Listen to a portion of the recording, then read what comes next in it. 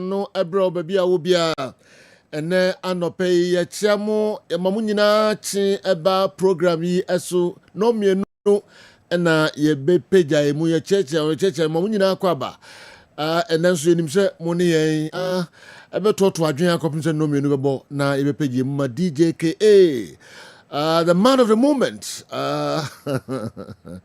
Emma DJKA wa betrasi na wo hu anwuma enti mo bia nyina fide mfam free ha 0551599933 0551599933 mumfa mo messages no emra meka program no Tony Montana enche odiyen be kwa manone na yakohwe de odi free amanone ebreyen emu hoda no opo asembia opese odi tudwa efa de Tony de bai no ho a eno so betimi de aba na ya toto adwen enso ewo ho kwa Mickey later ono so e de afisem ni nyina ebebre na ya toto adwen ewo ho Awa Mohammed enso awia ono so besom na Ghana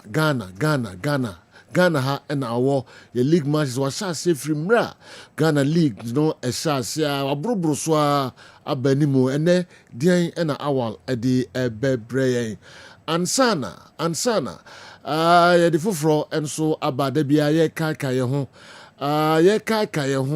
bia ene ye 6 of August 2025 6th of August 20 years ago 30 years ago 40 years ago dian na esiye enso ye kaka ye ho enra de bi bai ene dian na de bi ba unim se kwasi owusu e 9 goals Black Stars two matches more. 2 matches? Yeah, 2 legs, home and away. Or say 9 goals. Hey. Yeah, former Kosi Ozu. Dinche, you didn't treat come up before say Obako the crate, you know. Also, I say goal too be of Black Stars. But more records in here. Me one game, it means 5 goals. My Black Stars. Wow. Yes. And I bobo so and the and I de ebesa kaka ho match krono and baby a o says our goals ni nyina no and right to dwa and the and ye de ebebre ye beto aso Tony Montana mamra ho quickly na fe ye do no kakra de ebre transfer stories so DP be free ho and so de abre latest so na preparation na clubs no titiro mo Europe no omo ye de ababe wura season no no turn the preparations no any incident ahoro there na ACC ewo clubs no emu news ahodo nyina no obobo no ode ebre ansana yaba Africa Chan tournament na ekoso ewo East Africa no enra Senegal echi Nigeria so mo kaba ko mo entimi anti matches ben na esan ebe koso ene dia na ebe koso nyina no yabobo no ayede bremo yopi ofie mobia ni na fidie mfamfiri akra kojo prako ene ne dom akra ena wofa kofi apia ene ne dom Kumase de Patton no amaye ye broswa Jakopim no mieno Montana de Tony Godfather. Yes, the South African bugger. The award winner. Yes. Last the one now in the camera for be back we was back. Let me say yes. I'll go visit Africa buy up. Back I'm kind of back. Hey, we need to see you baba di padio group how. Hey. Let's have 1 week. Okay, back. Okay. All right, Yamatie for na for kwa bani to fani ahensama ekoso onkonfo ekroso ye be shase e wa monane e de frekutukubo anasa boxing Derek Chisora boxer na o kiremu se o lezara o sick o se ne form ne e was ne mum so pese o cement ne position say we are say the best dia emfa ho ene say wabo Anthony Joshua twice, wabo Tyson Fury twice, wabo Daniel Dubois. Name aka one person also on the con. What me abon a dia any obesiment authority say about boxing say dear also be to check and man bisan say boxer ben ɔsi Joseph Parker and the only person a sɛ usik etimi ɛbɔ no so dia ɛne ɛbɛkyerɛ sɛ ewiase obi ɛn hɔ a obetimi ɛne usik ɛsi akan ɛba no boxing mu a wei ɛne nsɛm Daniel Dubois ɛnso ɛde atudwa yɛnkɔ Italy Serie A no ɛnkyɛ na ɛno ɛnso ɛhyɛ aseɛ less than 3 weeks na Serie A no nso ɛɛba so na according to referees no ɔmo panyin Rochi ɔsi ɔmo ayɛ nsakyerɛeɛ ɛba no officiating na last year ɛnɛma pii ɔmo gyitum sɛ ankoye this year deɛ ɔmo sesa ɔmo nsa ɛno nti wɔ monitor no so screen so incident esi referee consult VAR ɔmo ɛbɛyɛ public announcement sɛdeɛ na enjoy our club world cup no referee take decision a wɔkyerɛkyerɛ mu ɛma stadium hɔ obi a ɛte aseɛ de ogyina so a ɛma no take saa decision to kɔ Italy a season wɔ Serie A no VAR operators no ɛne referee no ɔmo decision no ɔmo bɛ communicate ama the entire stadium obi a ɛnso ɛhu deɛ etimi kɔ so a ɔmo ɛgye saa decision no wei ɛyɛ nneɛma Serie A no ɔmo yɛ sɛ bɛyɛ a league no afoe ɛnkɔ ne sa afra sɛ almost all the big managers players ne nyinaa ɛkɔmplain sɛ officiating na nkɔ yɛ korakora yɛnkɔ Germany Birmingham so na yɛkɔ ɛwɔ mu sɛ Thomas Muller on a Bramnik aton kwanta apai nenso kwa Sabana Straza omo training ground so still na Thomas Muller and a Bramnik a training ni nyina and it's a ban for ama the permission say until say obe join the next club ni shape no obe say a CPC the form no still and the gusu elho on the sub join the next club there Bramnik ama no special dispensation is on a club no entry until say obe join the new club we Thomas Muller and a Bramnik and am obrapa and subampo then didn't know club no am na kwan so ono mo and so entry until say the next move no ebebason na Tottenham Hotspur Rodrigo from Real Madrid Emma player and say oh stay obe so fighting for a place our Jabi Alonso ne squad name na Tottenham for Enya Rodrigo no omodo ma attention akọ another Real Madrid player back so ne din ede Brahim Diaz the obo Emma Morocco national team no Brahim and as I say Spurs for no ede ma attention nyina ekọ said ebeya omo enso ebetimi atwene so omra eye England na omesi akan emfa emomo at least on a season long loan and so Real Madrid club no are very very attractive omo ebebo game on the 12th of August now omo any Austrian team and the dean at the SJW Tirol and Herbal and that na omo ebi akwanya so to take it obetimi akoto omo edi take it ne ba online it take omo just 40 minutes na over 16,000 take it stadium number game no Austria na Fenipa 16,000 na 40 minutes in term take it ni na etimi asa e sold out Madrid bobo ko no e kire how big omo say stadium ni enso pe na so 40 minutes na take it ni na asa de kire say Austria for no e hwani mi say Madrid team no e ba omo ebe akɔhwɛ omo ani so ade players a eba no na omo so atimi anjo omo kakra yento aso enko Barca for aso ye Barca enya launch omo third jersey omo jersey number 3 we omo home jersey away jersey na omo alternative jersey no and awo hwe our Kessben television so we aye hot color jersey T90 wey any jersey a Barca for ebe use as omo third jersey season wey na was Spotify campaign Barca for enya jatum say league no esase a omo ntimi mo omo early games no ho nanso enkodru omo week 4 omo le Valencia be body na Spotify campaign license no omenya say omo game number 4 against Valencia Spotify campaign betimi afa a little over 30,000 said the Real Madrid AB Benabao almost started with 30,000 no Barca for and so started with 30,000 nothing can cry now omo call omo a fifth round gamer omo any hitafi be bono omo at the fans be can from 30,000 ebe call 45,000 na fei kaka akra stadium no mu biem na omo ne 60,000 fans na fei almost full capacity fans no so etimi enjoy omo new facility or Spotify Camp Nou. FC Barca and upon the can say Players Union Spain omo ejina Mark Andre ter Stegen echi pampe say Barca for intimidate no Barca for intimi empanish no ayo no ne pe na obesan say Barca for the medical form no omo fan La Liga until then why na do say on san Barca for intimi enye ni who ama Players Union na de mo back and the amano say Barca for be say the captaincy no omo strip no eje captain ama no efri ne nsem na omo edema Frankie de Jong na fe 2 players mo baako ebe na assistant yet tete Gavi and afe Inigo Martinez sa 2 players no mo baako ebe ye Frankie de Jong na assistant ansana 4th captain so atimi abeye Mark Andre ter Stegen.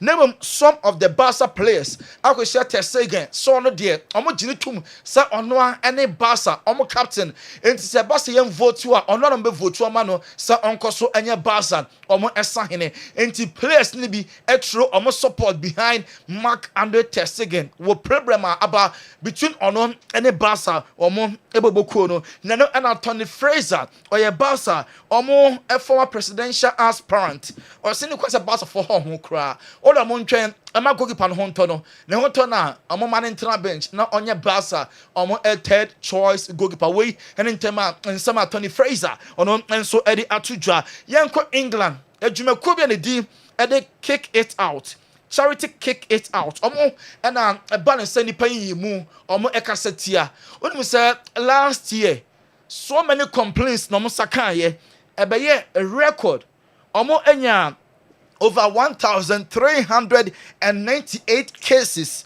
where you tuntum we color they did not complaints are at least a receive enye easy cry enti last season our Premier League nko the whole of 2014 2024 25 season I'm reporting cases 1,398 nipa color didn't go fight him and I kick it out omo and so a receive here Mikel Arteta and then you already Arsenal omo ba nko Falcons about 5 omo any Villarreal and Asia na Mikel Arteta aka ache players ne say penalty eba na Victor Gyökeres ejamu kwadia season we ono any Arsenal number 1 penalty taker na Bukayo Saka say Saka tiase say Victor Gyökeres any Arsenal omo first penalty taker Manchester United omo ene Benjamin Sesko enye wie United fan na odidi a relax na ntobo ase because enema ekoye pa oda Benjamin Sesko afedie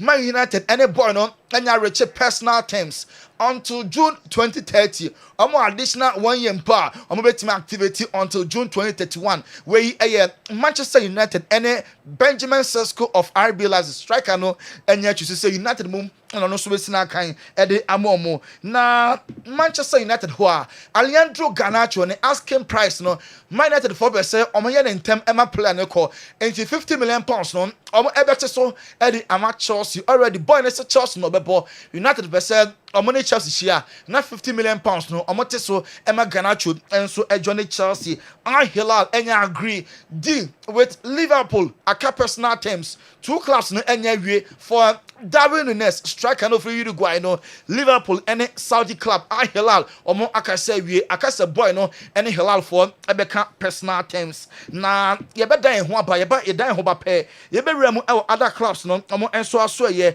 Chelsea ebe ye businesses bi dey no mo ye be call Liverpool aso ye na Arsenal for match no sensem atisen ye be call Italy any other countries wey any pina ni twen ho ba ye de more emu nchiremu ebeba ye call ban hospital aso ye afom kra to sima ba memien ko na ye ntiom kakra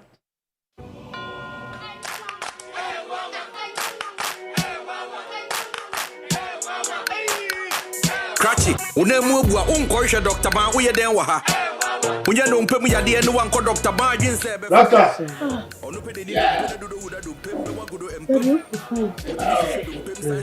Hey, bye-bye. Yes, I do. What? So good afternoon, sir. Afternoon. This is my father.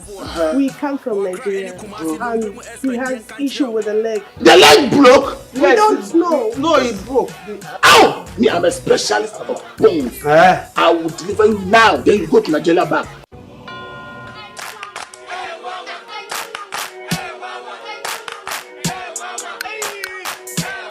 Unemu bua unkoisha Dr. Ban uye den waha. Unye ndompemu ya die no wanko Dr. Ban jinse befa. Onupe de ni dompene dodo wuda dompembe wagudo empem. Wotimi hwehwe dompem santi ni dompem wa bebo wunsem. Ose ya die bebe de nyuma paso so ani nyame kwa na meka. O dompem nim di ono na ye expect nya zanfo no. O akra any kumasi dompem expect yen kan kireo. Yes, sir. What are you doing? Surely you are not specializing when it comes to bone issues. What in Pefe say? You are not specialized in bone healing. Hey, Spino, I did a man cast someone called Dr. Bango. This guy's got one Look, you know, say Dr. Ban is the best when it comes to bone issues. Well, Doctor Madam, who? please, you came to look for Dr. Ban, isn't it?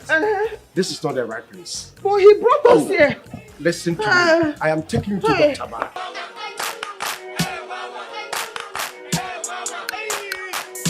But I have a ban Herbal hospital.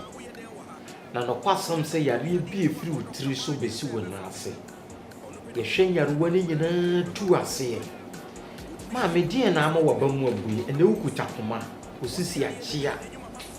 Ukutu J, when a man is crack. Man, ya wo can say, Papa, ya wo can say, the Kutu J and no one be coming. Bow wa, yen tenasima Kutu J, a Kumubi.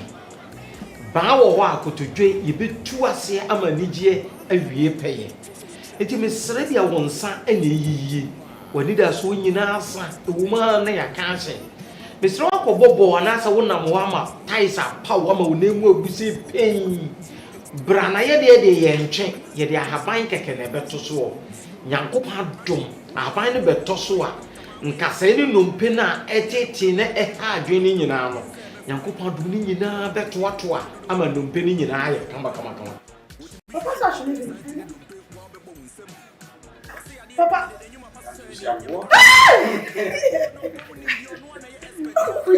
Papa is working. Let me hold you here. No, don't hold me. Papa is working. Herbal Hospital. Specialists in every kind of bone disease. Spinal cord, swelling of the arms, arthritis, bone injury, swelling of the leg with reddish color around it, and so on. Ediana eteti wo, ediana ama wo yura wo, ediana ama wo ni da so asa. Ba wo ho a, ani da so wo ho. Ba ye wo Accra ye wo Spintex Road 18 Junction. Kumasi ye wo Atonsu Agogo Government Hospital na nimu a. Ye numbers yi na egu asi freye. Ade bi e kire wadwena na se ye ruo bi eteti obi ano. Ye beboa ma nyaruo ni nyina ase atu ama nkunimde awie peye. Ma me emfa ho ne ba bi a wo free ba papa. No kwasam se ene wiase afana nyina ni Nigeria ne Ghana ha. Ene ba bi obi a wo ne bi fra brochire bi fri hen e ba ba so yeye. Enti ba bi a wo wo no panifo se adedie kwan nwa. Adedie kwan nwa. Ba bi a wo bia fo wani kire ba ya so yeye ha. Na wo ba ya so yeye ha. Sebio nya fe ne kwabrane ba betwe wo nan ne tenten bia maame. Papa ye de ahaban keke ena Nyankopon adom ye de beto so. Na numpene nkasa ni ba bi a cheche bia na ahaban betene ni nyina kama. Ba achafo ba Ban Herbal Clinic. Hwehwe ye kira kwan wo Kumasi. Atonso Agogo Hospital.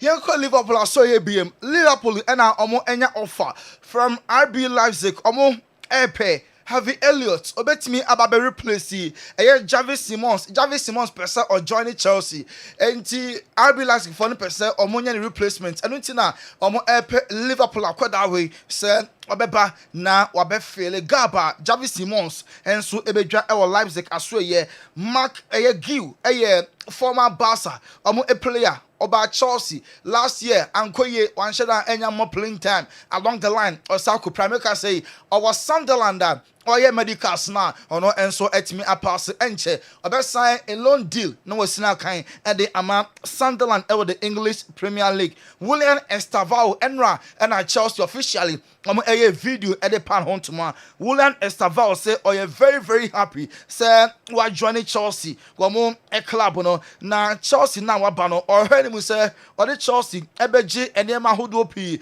Chelsea one of the biggest clubs in the world say or Champions League no with Chelsea and probably what also the world best player award when and some William Estavao Eddie Atuja was a player now all Chelsea no tarhen pa Eden Hazard any player na monitor na ewa Chelsea mo enso asweye or say Thiago Silva ni klomoni na mo free Brazil no e ka Chelsea mo sempi e sure say choose na what choose Chelsea no only who that because Chelsea almost structures no almost plans are almost for him no big into on joining we and sama Thiago Silva can convince William Estavao and son or Johnny Chelsea and so a club no Oberkan Sean Wright Phillips or a former player Emma Chelsea and a Man City also said yeah Chelsea only here a new goalkeeper Robert Sanchez before Club World Cup no na ojitum send the mother not or form intinanka osusu said Chelsea and come market no so and sign goalkeeper nemo after the Club World Cup no or you fully convinced say Chelsea omo ehia goalkeeper biem Robert Sanchez na the right person na obetimi other goal post no e the ama Chelsea nanso Emmanuel Petit former Arsenal former France omo player na say Honisa Emiliano Martinez off the field Nusuba Enya Kra say or the goal post ni mu a eterabia na oye antes a onumpo Petit wakasetia nanso Chelsea ehia such a goalkeeper Robert Sanchez no oyade nanso Andrew Emiliano Martinez ye pe goalkeeper obetimi edit Chelsea akọ the next level according to Emmanuel Petit or say Emiliano Dibu Martinez na obetimi aboa Chelsea omo club no Newcastle say omo Benjamin Sesko nti say Chelsea asoye na omo era for Nicholas Jackson and striker Newcastle for no after say Benjamin Sesko Ekodima United hono Nico Jackson Chelsea striker no and a Newcastle for any abrene so AC Milan and so Rasmus Holland from Manchester United say at least Omebo initial loan and for Emomo. No money more so near Milan ebeto Rasmus Holland crack. Aston Villa Omo Marco Asensio biem last year on the Rashford ebe ball loan Emma Aston Villa na Rashford enye free hon adjoine Barca on loan and now also Asensio come back to the parent club PSG nanso Villa 4% almost Samson am ekoji ni biem LAFC Los Angeles Football Club say oko omo numbers on social media na kwana ekosru because omo enya so yon mini say omo enya over 30,000 new followers and abeka already followers are now omo ewon ho nyina no the arrival of Son Heung-min or former captain Emma Tottenham Hotspur omo enso club no John Stones say this year they omo ban gun blazing last year Man City for na jetum say omo etwa wata disappointed pandemum season we there omo enko say afra say enema pankwa na City for no ahyehyam omo babeji God for other Roma konfo close nsem no we eso na ejina na ediasi. Okay. Today in history I'm say wiki and yasha say okay. Na ye church de bia na yakai history. The see wa good musemu with me aye Ghana ne Africa. Bia okay. Enti Jordan ne de by say 1970 our AFCON qualifiers Ghana Niger 6 first aggregate no because we soon 9 goals okay. Hey.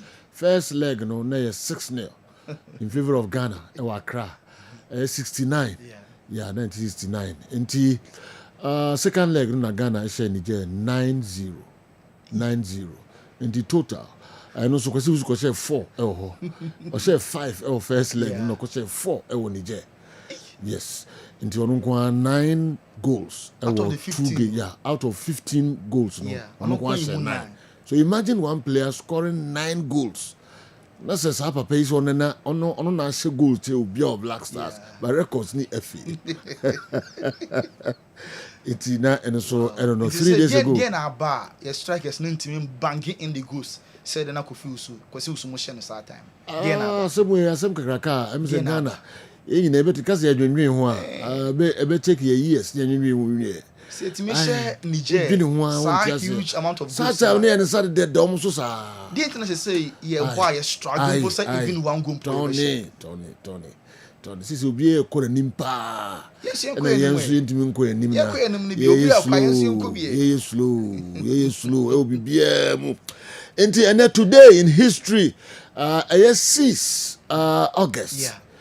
Day in the sea, I can't wait.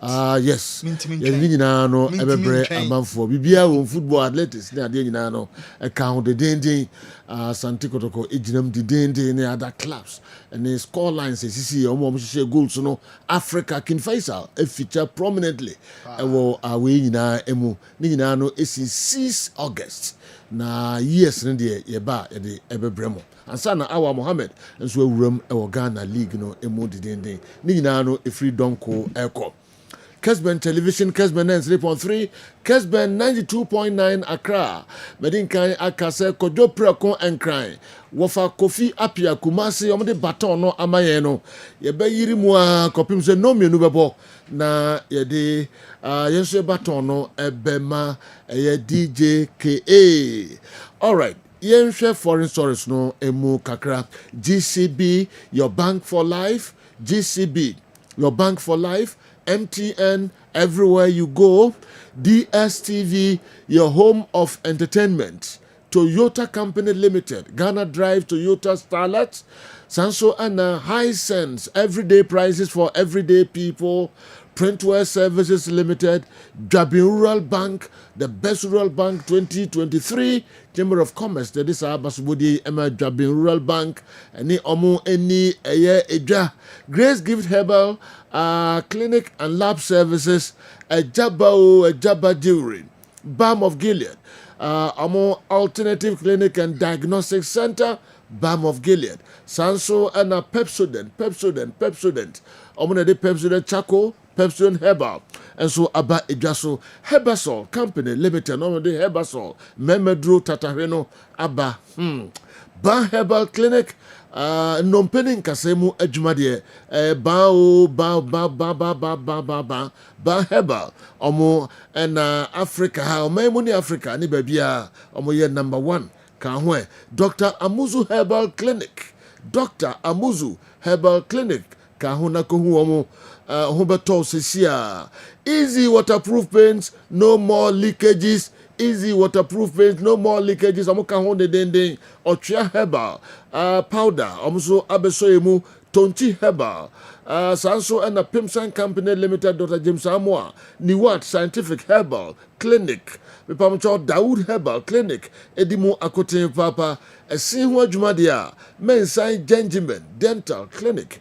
Omo ewo miamia hodo ewo Ghana ha omo so ebeboa ama oseno aye kama pa problem bi ewum bia ombe solve the amount Kojak Farmer product no ka ho na tutobi ebeboa ye papa Jackson Herbal omo so eka ho de den 3P garlic mixture and a piwak for akofa ede aba Kaho na kope 3P ni bi garlic mixture no yina ya numbi eboye papa sa enso ana Patrick Natural Herbal Center Dr. Patrick enso enrono bomode na pebi na ebeboa pa ya di besia na fei yako nsem no enso emu kakra titru ɛyɛ transfer stories no local stories no bɛgu mu a na ɛno nso yɛadwendwen ho ka ho fa wo ho ɛbɛdɔm saa abusua yi da biara sɛ da meka no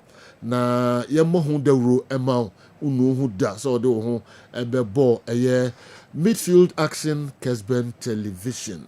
Okay, Andy. Yeah. That is saying. Oh, nyame maybe I come. You then go pass. All right. Yanko transfers no so straight away. Okay. Na yenhwe Benjamin Sesko sisi ono no bia e bonidin Isaac Alexander ono so bia e bonidin na others no fa wewuram ehin pa na sisi nema na eko. You know that's it. Me started from baby a odin community here no. One team almost suffer the transfer window we pa a team friend Newcastle United. It didn't in America sir. Newcastle United echo Brian Buemo ho omonsa nka no. Omoko João Pedro omonsa nka no ba Chelsea. Omoko Matthias Cunha oko Manchester United. Now Alexander Isaac am omo tough time. Say opeso free boku nim na oko. Nti omani share say Abranti a friend Benjamin Sesko so he strikers a market ya. Isaac who go a ticket and then Abranti a friend Benjamin Sesko. And almost do attention call.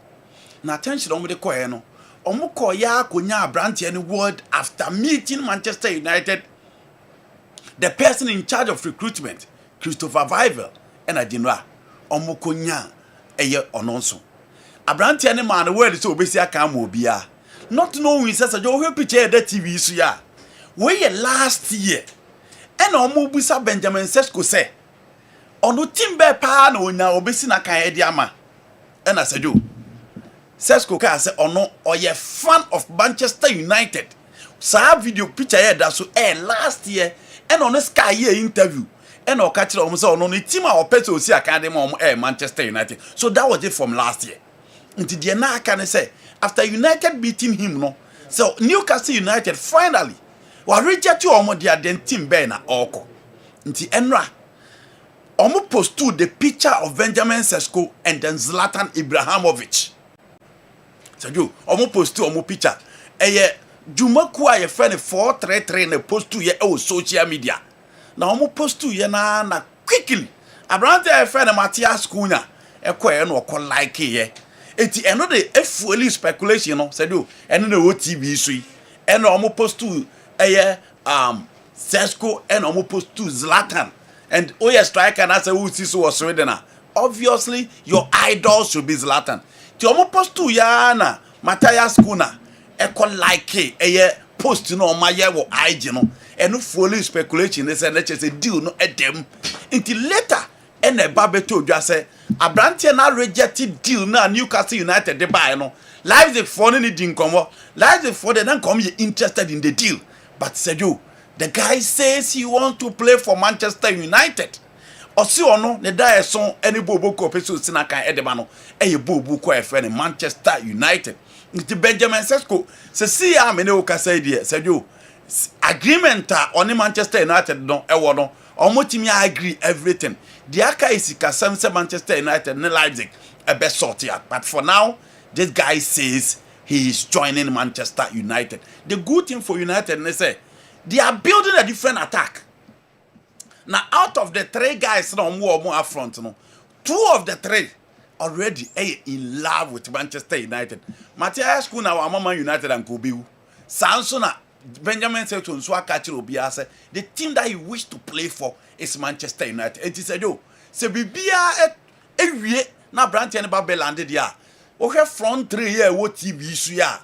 Omone the guy to represent Manchester United next season in the 3-4-2-1 or the 3-4-3, whichever obesi asati up. And he said the obesi friendly biano. Emrante we me and Sana Manchester United anymore no. Omo bejina in next season. Cunha on the left, Buemo on the right, and then Benjamin Sesko. Nti said you saw Manchester United on your screen. Obehu Anthony Waha, no one Rashby Hoyland, no one Ganacho. Out of these players last season in the Premier League, Omuma Manchester United in Kwa said you, Omuma 15 goals in the Premier League. Some players with me and say, oh the Anthony goals I'll share Rebetis 5, What the Rasmus Holland out of 32 games in the Premier League for Holland or say 4 goals. Now the Garnacho will say 6 na ba beka. It is said you all the Rashford crown so dia. Okonya and Villa and the Obo Manchester United beka one. 21 goals. And 3 guys here omoda screen isu last season omode ba Manchester United. Inti o hwe omoda soro na inti then and now. Inti o hwe omoda soro na. Ofa Kunya, Ofa Zesco, now Ofa Brian Buema of the 3. Omoma 45 goals. Inti Manchester United a move from 21 goals out of the 4 forwards for United in the previous season to 45 league goals. And a new Manchester United attack in Sejo Omo the Eba. Until the Premier League will embrace this particular attack, but one area also United strengthened, they shouldn't forget their midfield because a whole Omo like quality a bit me dominated the opponent play. Let's go pay United and or a player or boss Robofem. Last season in area duels, he was on top. In terms of take-ons, he was on top. And goals, say 13 in the league. But Sejo, or a player, a young player who you 22, 23 years. Now born the 20 in India, Sejo, the defense will be in trouble. Until Benjamin Sesko, Bibia to dia, a Manchester United 5 years contract, 2030, Ed Obeba, Ababi Sinakan, Ediama Manchester United. Oh, well. Ofri Benjamin Sesko, Sejo now will call Alexander Isak. Isak and so say problem about you say. Team my friend Newcastle United enya striker omo ntimi nya no mane nko. Eti o free AS Spain buy no ono nko eye di training. Newcastle United free Singapore aba a omo nso ye training. Enne da omo be decide say Abrante no omo be mo join the main team no for training. Ana say still ono anye di training. E ho ne ade a team a ye friend no eye team a friend Newcastle United said you omu betimi decided on Alexander Isak. Na enkre eba no echire mu a bibia echire sa Abrante no said you or say formally obe inform Newcastle United boku no say opeso ko Liverpool omu nya no mane nko. Newcastle decided say omu mane nko but said you omu pese omu nya striker because it's a striker bi omu ko bi omu nsanka etikita anye yi Sesko anye yi enkre eba ne say Chelsea and as say omo person omo di omo ni kire nti omo di omo ni kire Chelsea dia na chese Nicola Jackson and omo he so omo betimi anya Jackson amna be lead line no e dia mom again they want to poach Abrante fan Oli Watkins so obeba no oba be lead line dia mom because a Champions League na omo ko but do emo aye den for Newcastle United in the market so omo betimi anya number 9 na watimi agina ni mo dia mom because Isaac says he's leaving omo a game against Espanyol and then Atletico Madrid. Na and then omo be decide say Abrante no omo be man join it and na say omo ema no enjoy it. Nti Isaac nso ele test no. Now if you are na ye call Liverpool aso ye e na say do. Darwin Nunes ya tisi team ti bebre epe no Newcastle United by. Na ye ni so on Napoli kura wi a okọ Napoli akwakosi akan.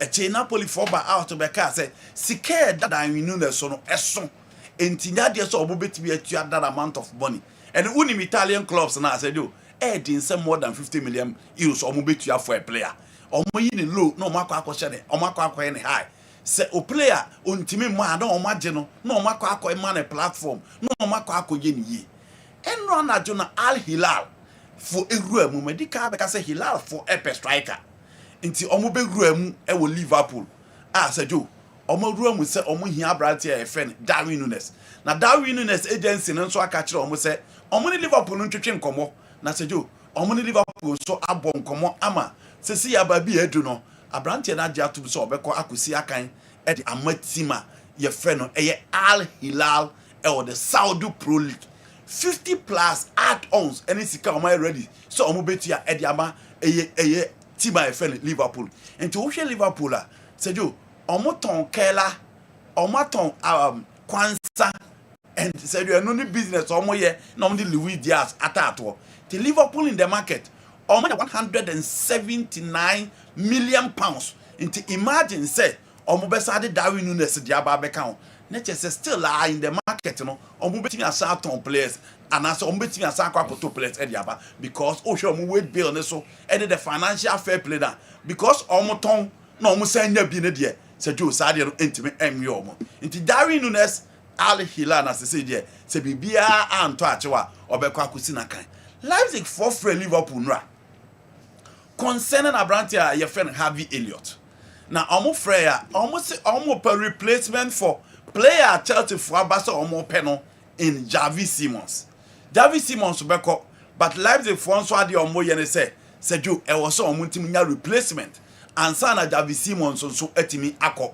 enti omo ruam for Liverpool say the young player Mosala ni wa MPP ono na occupy the right position no omo kwa akofa no but Seju sika omo de kwa Liverpool anya ready so omo beton Abrantie because Mosala omo ni replacement enti se wodi sika ekọ dia then no push sika kese de kọ se de be a Abrantie de ekọ a omo nso betimi akọ market na omako akwakotobi and so edi aba nti have you the no still ayesika sema sejo Leipzig epeso omo ekofa ne badia this omo sika no omo edibi eka ho now enra na Chelsea enveli Estevao mebeka no ha enra no pa ne se Abrantie na aba oba bedu London na obedu ye no pictures e ba abontin nyina no unhu ni obabia unhu ni and that is how professional the Europeans no until say omo be unveiling no said you unhohe nti o training Monday enra o training he was part of the winning team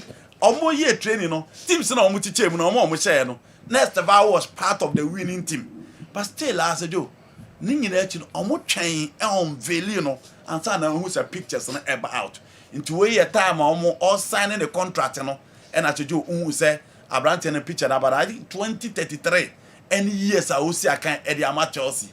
And the young boy from Franca Sao Paulo Ababelande as a Jew enra pictures are who ye pictures are enra Chelsea Eddie no chere no and as a Jew omo e show no on your screen na ultimate hwe bia na highlight we you go out at Chelsea in the FIFA Club World Cup no and as a Jew ultimate ahead nti a young boy the number no dey still I want to me enfamai.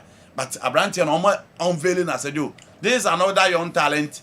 Also a wide player of free Brazil eba be joining the Brazilian contingent. Already João Pedro ho, André Santos ho, and na ononso ababe kan. O say omo ko ball match. Omo pon ye na Thiago Silva ba ne ho dressing room be ka chance mo nkotim bia. Onko Chelsea na oba in just 3 days. Won who the kind of lava amanfo e show the man in the Premier League. It is do what about the Premier League and yen share they be added to the Chelsea team. Already, Chelsea are wide players in Bebrebe. In Tintenten or the Oba, you need to adapt and obey your competition. But the opportunity I obey now, Kaka obey me showed on the football play, no, and the Bema and see who dear also obey me at the about. That is it for Abrantie FN Estevao William. Poor. This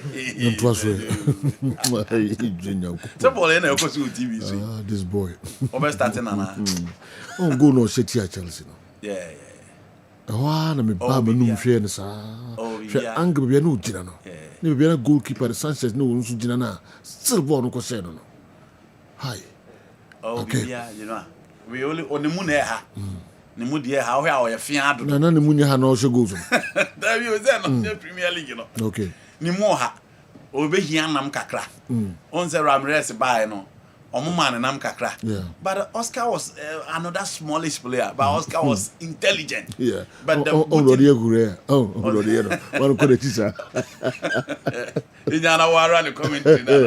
Oh gosh. Can't grow I want to enjoy the power of TVs in easy cry. That is Estebao on your screen. Yes. And in Buemo Isaac that was Now he's a bench player. Who's a bench? Bench. Bench player. Who they are there?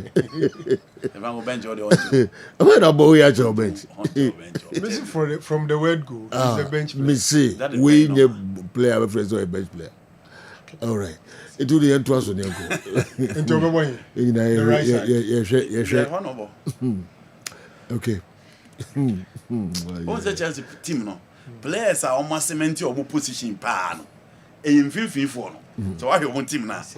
Levi Cowell, Sanchez, Casedo, Yeah. Enzo, Palmer. Yeah. Omo die. Edin say obeba abeka so obetu. Untouchables. No. Yes, but Neto guidance obe preposition. Yeah. Omo market you know be a Neto bebo on the right. he can play on the left too. Inti the person trying say Neto is playing well, but he's not part of the untouchables. Inti Sankrofo we mu there in 50 for me and Sano. Also be apart from Kopama who doesn't start for his national team. Enzo is a starter for his national team. Casedo is an integral member of the Ecuadorian team. And even today, I want to believe Thomas Tuchel going forward will consider Kopama in the starting place of the English national team. Neto says also be integral player for the Portuguese national team. I think Neto will start for Chelsea. No, he will start. Especially like Mekong we starters now. Oh yes, yes. Neto count, especially on the left. Yes, oh he's a starter. Yeah. He's a starter. Oh, now there, on the no right problem. no. I say also guidance on so ball left. Guidance also ball left on my right. Inti Esteva also otimi adapt here. Oni kam teaching bebre all right ho. Because Right on there why? Maduoke Neto. Once Neto opo but then Maduoke na Maduoke ko. Inti Javi Simon so ba. Javi Simon is also comfortable as number 10 and on the left. Inti load ni na akwa good left side ho. But let's see. And almost a Peganacho. No, Chelsea, I want to believe they sign players are necessary because players need to who had their all call. Now we had their all back. Any more baby. Chelsea Peganacho na say o say some more per Jackson. They necessary. Oh, they go on straight. Okay. Yeah, position. Meaning. Almost a Peganacho. But for cross Jackson called Man U. This can't be possible. And then more consider. No, it's not true. Some more consider. Sometimes some of these things. Is it not true? They open on microphone. Your stories are and you know, but we know. Not consider. And I make a choice. Sometimes, they open on any team who say you have other options. And you know your options. And you come with your one chain. Jackson will not. Or your options in Libya. Benjamin Zesko. Okay, and to us where. In someone in who cried that. But I saw a come of plaza. Young Quay. My catch was as a center forward. I don't see Jackson. Okay. Because he hasn't much work. Me kwa bani ya to us. Me kwa niwa scientific herbal clinic. Akofanga toka kraba. Me ba. Na yabetua transfers na so yenche yebesia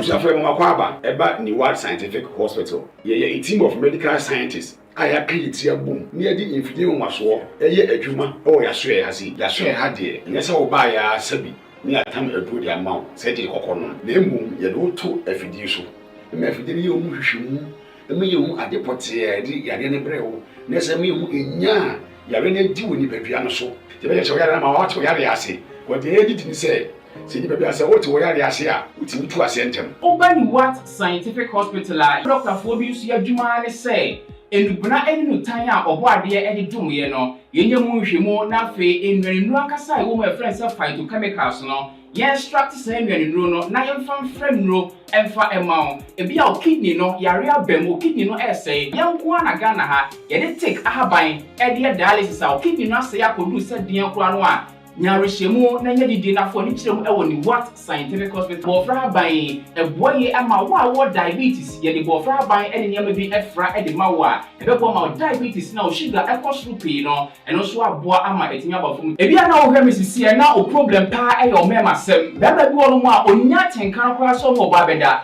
obo so otimi nya hode ne pagya no wo ba ehyemu a ehyemu ana adwo eno obo so atese ne bema no ensore kora ebi na e no bi oda so a wo no yo ba na utie me na se eya wo no problem ebi na e fibro na kosi a wo no kwan ana wa kwa ya sabia doctor si ensu abetata onkosie mo ovarian cyst ana se fallopian tube no e na block ye obebu okura wo sebu ensisi so ni nyina timi sinyi se ho kwan be ma bia na ho nsuo e na wo form nkwawan e wo form low sperm count na wo okura be ba be ne ho nsuo mo no na emwa no be friend se spermatozoa no ba kokura we nyina e ha esi awo ho kwan a obani What Scientific Hospital a enfidie de ehwe be da di amye wo se problem bi wo no mo a ne atimi ehu aduro na afi aduane e be kyerɛ mo adi pressure ti amo akoma bo periperi asem kura si ofi etimi mo amane obi nso hweme na ne die stroke akawa tompam ye kwa wo ye ba wo so ntimi okasa na pampan boni die kyerɛ frɛ no halitosis yade ba ko a ya no wan bi obi opewase obetimi akade a kire wo a ade be di unya okasa bia no obi atwene hwene okoda na nyimre oda odwonso antentem ye papa mo mpanifo no e free 40 50 60 years ekwani mo no o prostate na yakase prostate enlargement e ba sa oda odwonso antentem odwonso bebransa na ade ache e mane nka achi enkofa catheter ahoma nkoto ba memo abusuafo bi ebere nti manya adaje amo ya de dia nyadidie seni what scientific hospital Ghana hade o pa ya sabe ya dia ba fim die fidie ede twe enubena enafa hode ni efra habemu ede saw ya de ma wa na eyeni what scientific hospital yiwo Kumase atonsu Monaco junction ya dansura bank no ene bi eni mhwe enkran so yo ma 7 ye ben Janet Corner no 0244 087687. In case you are watching us from any part of the world, whether you are in any African country or you are watching us from Europe, you can contact us on WhatsApp +233 244 087687 or on Google Map. Just type Niwat Scientific Hospital and you'll be given the exact location. Niwat Scientific Hospital. Nyako Pwanda Rumenti Wamoto Edema.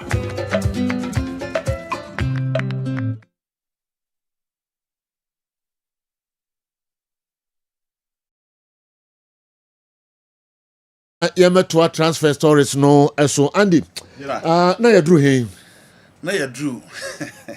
So then you catch us as my body. Yeah. And no me ko Italy kakra. Okay. Ademola Lukman so said you what tua. Ni nyina say 2 days in your uncle training. Of forcing him move out to international Milan. Mostly in Kaya African players na the omunta na esuban say yedi. In Kaya South American Europeans na eda say esuban na di. But this is a guy that feels say ball our body ama team my friend Atalanta na also mu Germanico. And no me be mu issues regarding Luka Pekes in some of the etuja. Inter Milan so say almost from 45 from the 46. You know just 4 million euros spend a demo. But you know Bepe Morata ono kra no benya nanka kono aba be fan free. Into omo nyoma dis omo betu that amount.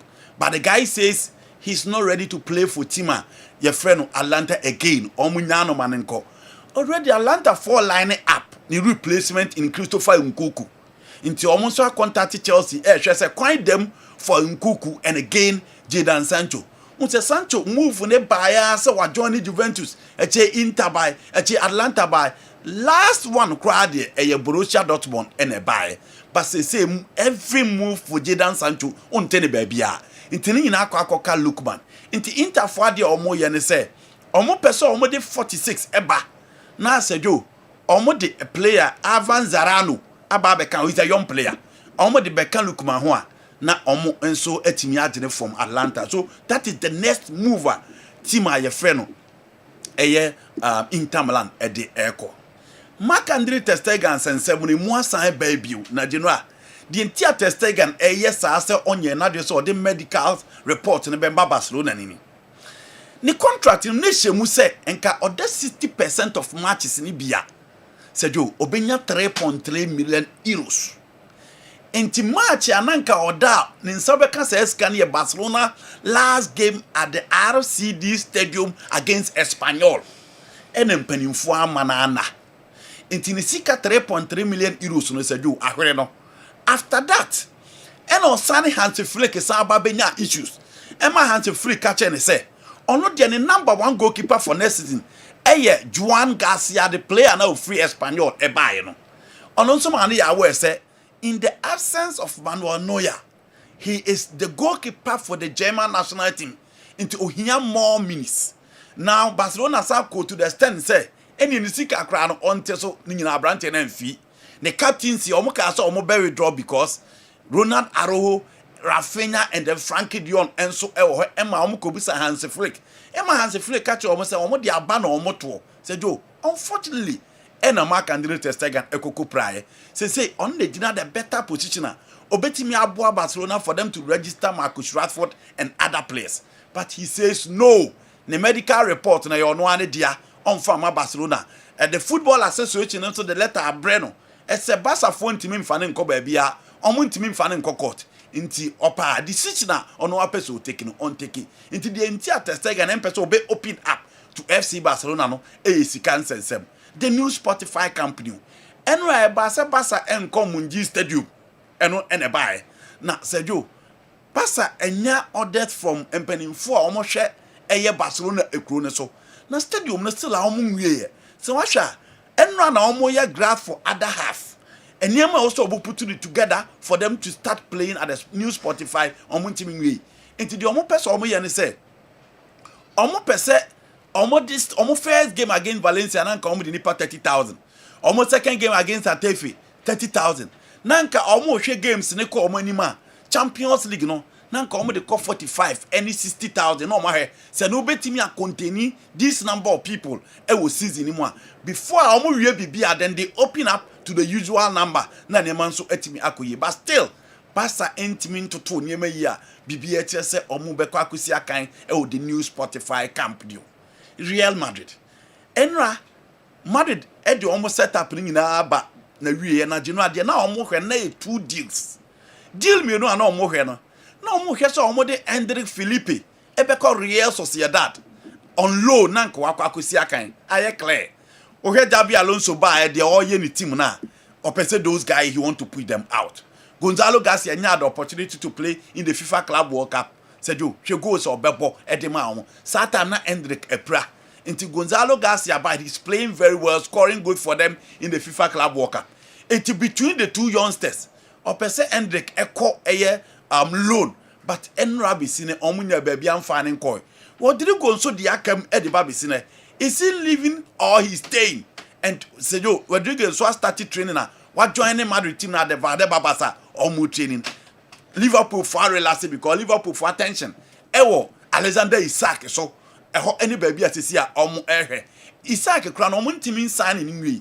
Into issue about whether Rodrigo is coming or staying at Madrid no Liverpool for Enfa Hubio. But after a meeting with Javi Alonso and cry Ebani Chirimoa, Rodrigo say he will stay and fight for his position within the Madrid team. Until at the stance now, say last minute deal be ama because Tottenham must be moving by no.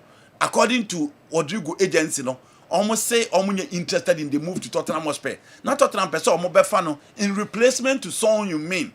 But said you, Abraham interested in the Tottenham Hotspur move. He want to stay at Madrid and fight for his position. Until Madrid team no there.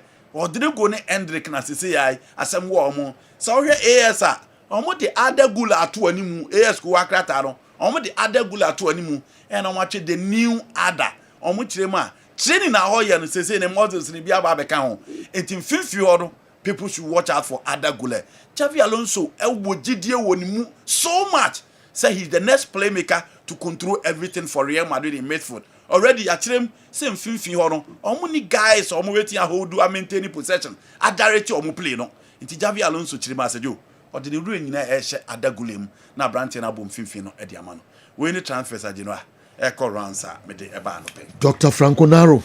General. Yes. I think Sir Andy has done extensively, but just more one on Benjamin Sesko. I think Sir Utie offer Newcastle at the Command RB Leipzig now. Almost 70 million pounds sterling. Man United is 65 million pounds sterling. Some 5 million pounds sterling. And a dynamic on term. Chelsea Newcastle almost second bid no more and I was roasting Manchester United.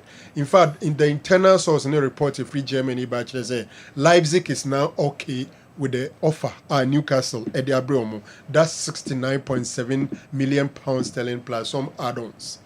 But then, Oma true, a year at the end of the Ama Aquadana, a friend of Benjamin Sesko, who say undecided.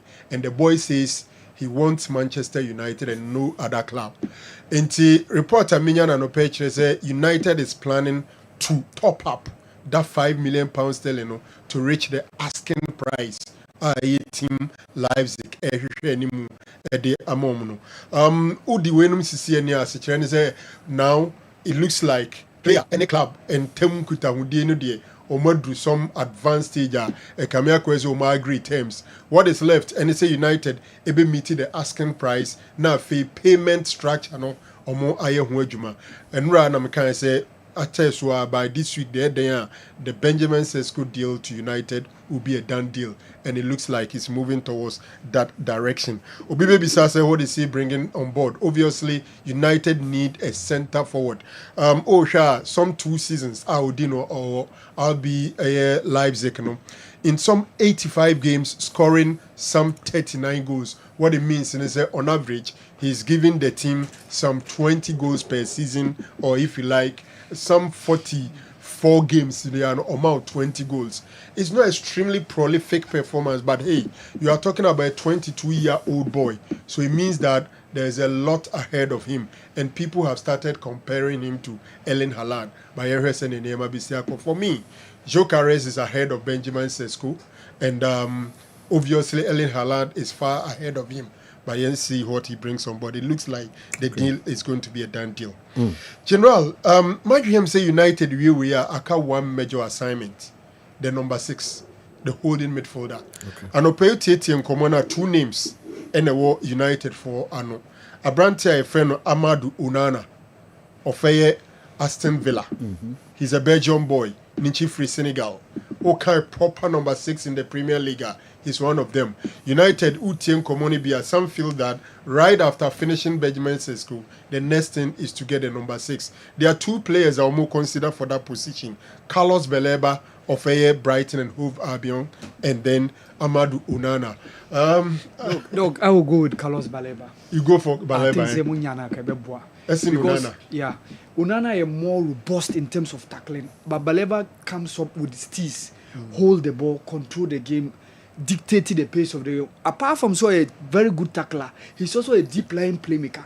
Wait me just in front of the defense, I hold the ball. No, yeah. I think that boy is one for the future. The reason I will agree with you is even though here the current players in the world now, Casemiro, Ugarte in particular, no, you bet to make it a ball. They say a better tackle. Unya ball na no power ball na Casemiro crowd there time. Said the Obama Nigeria now when you know force a pushy ball. So you need a number 6 who will bring some calmness in your defense, bring the cover and all that. So I also think that between the 2, Carlos Baleba is slightly ahead of Onana in terms of retention play. But in terms of tackle and physical presence in midfield there, Onana is just another one. Sarango, what do you need in your midfield? We need a controller. None of these guys are controllers. Baleba or a transitor or a ball carrier. He will not stay deep and control the game for you. That is what United is lacking. Oh, yeah, my last game now. After I was say Bruno drop bed deep. Yes. Bruno to me try 6 no. Now a bed deep. I bet you not goalkeeper anymore. Sometimes you see him even in front of between the centre backs. Yes. But I still think that. Yeah. But I think that's very well. I like him very he well. transit the game very well. So far, those are the names they are looking at. They heard the coach, General, my final pick, was is on Marc-Andre ter Stegen and Ura Nidin, and as a Barcelona Bobo Kuno. This is the captain of Barcelona. Some 422 games he's done for Barcelona. And clearly, in Kayakase, loyalty, any BBR, it's Marc-Andre ter Stegen and Barcelona. The interesting thing is that the man in charge, one countryman, Germany, a friend, Hansi Flick.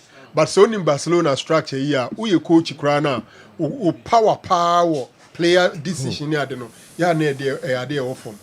There's a problem in here then. Barcelona team no who him aka Inaki Pena. Any the registered goalkeeper now. Chesne ho. Eno mako akofa Juan Garcia. Enso de naba. Coach in feels that Juan Garcia is supposed to be his number 1 on pe Inaki Pina. No? Now, Abrantia friend no Marc-Andre ter Stegen the prayer mako ye surgery. Omo ye surgery no be posti on social media. Say wakoye surgery na 3 months time he will be back. Barcelona doctors nso assess no. Omo say obeba back in some 5 months. Yeah. So between Marc-Andre ter Stegen and the medical team of Barcelona, there are 2 months difference in terms of recovery. Obube Bisa say, why is the 2 months difference so crucial? La Liga nemre ni no. Se player be din ehiem no ye registered. Na so be stay away for 4 months or more. utumi yi ni free na de for hye nanan enti Marc-Andre ter Stegen knowing they says he's going to recover in 3 months and do 4 months. Barcelona medical team no so say obe recover in 5 months. Abrantians medical team then throw no mutra. Omoboa, ombeso mu yi ni free. No mu register microphone ti no mu so obeba 5 months or no obeba 3 months. Na se Barca betime akoyi ni dire free ma. Agise omo medical form na e wo so se obetra nchen for some 5 months no. Abrantian sign part of it agreeing that he's going to be away for some 5 months. And Tisa Abasa for him to me fan Komala Liga for no any dim frame. And that is what he's refusing to sign. And so ansaya Barcelona can't take him out. And Sebasa and to me, yini free more. The advantage Emrane say Nisika Awojino 80% of Nisika Awoje. You know he's on about £101,000 sterling a week. So what it means is that so Prince sign no money free more or money space for about £80,000 a week. Which means players bear me and some to register one Garcia, Marcus Rashford, and then Rooney Bagino. To me, I maybe I can no register into Abaya Chitanya, Eda or Mumi and Untem. But you know, sometimes it will be a Michelle de course of transfer window. No, I am saying football fans sometimes they are unfair to players. Say team be peso muja player kwanye more than a faso because team na bru player no so na mu hia ni bim. But say kobase player no so feel say ono so abru team no so enti ofi ho akwa fans na ntias. But it looks like SOBA respected others. Right? Look at what Jackson did for Chelsea last 2 seasons. But Chelsea ye be biazo mbe ya brand and every team.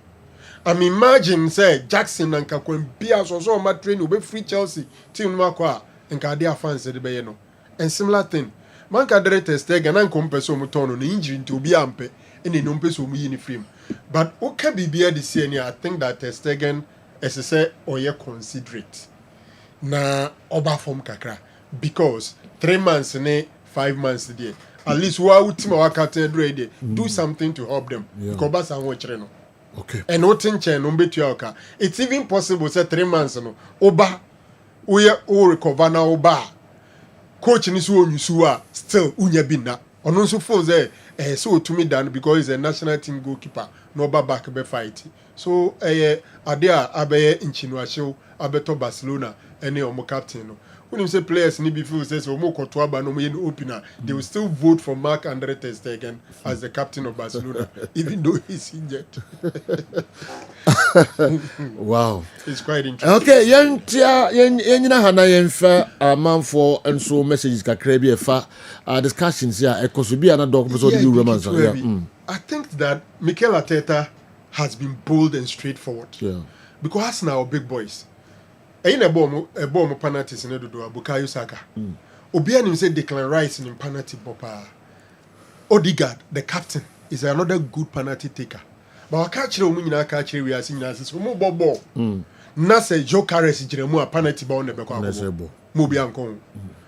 And General Bebrejidi players here, my boom, dear. Clearly, Nipa at the end of the season, yeah, it goes by judging the number 9. Until there are some people who think say, oh, your number 9, no game mudia, penalty base on the ball. We can't maybe as Antikotoko. Now Lomo ball penalties pa and Ibai Sadiq Adams. Sadiq say, or no number 9. He's the one who will be judged with goals. The penalty bar on no Sadiq Adams. Ter Stegen Arteta and answer being chinwa. What catch you mean straight up? Said the penalty taker is my number 9. No record or penalty. On him bomb. On seno. On no basho. Inti I agree with Mikel Arteta. I feel where there and next season be mo. Netflix and Netflix say the Gunners. Binum say drew omo competitions they do semi final and final come for coach from na Ateta ntrans kakra. Anaka league no kweka 10 matches ni bibia. More se kakra. Unumsi ne si hyase pa, wo kwa wie ho no. Na esek more se kakra na coach for ba. The Arsenal for no committee supporters.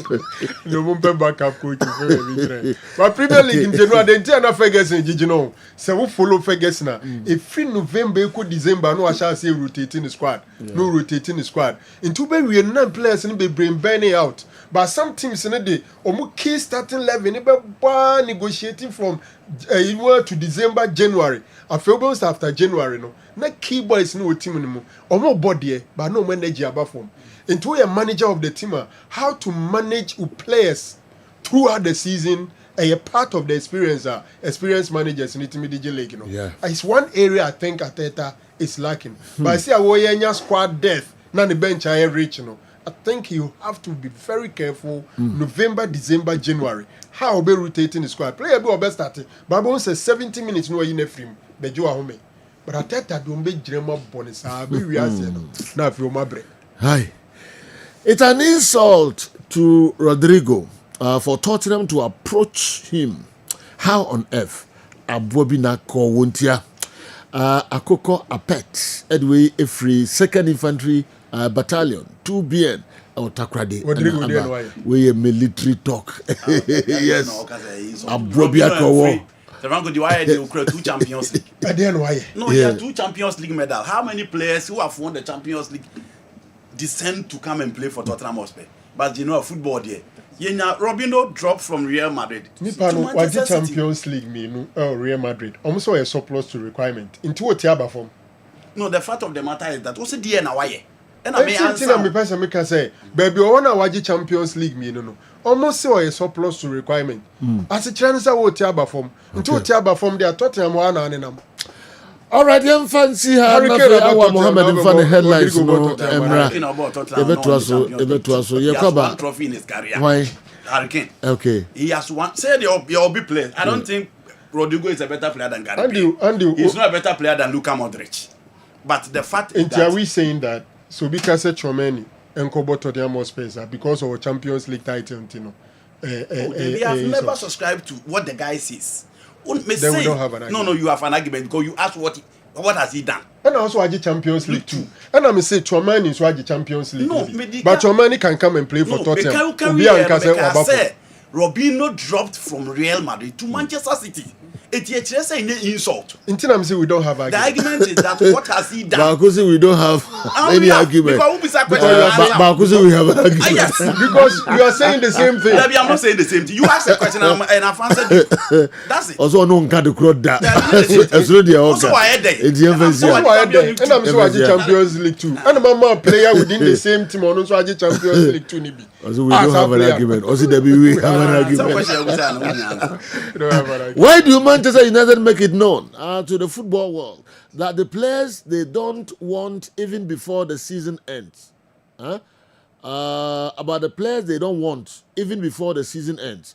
This action tends to drastically reduce the value of such players if a club makes it known that they don't or they won't need them. Any club that wants such players will place any value they think will get them the player. Is it not the reason why Man U is finding it difficult to get buyers for players like Garnacho, Højlund, Sancho, Rashford, and the rest? Kofi, and I do if you broadcast in Accra. Kofi, raising United into Minja or Mukwaino, wages. Simple. Okay. Because Sikana United, they prepare from those players and just can okay.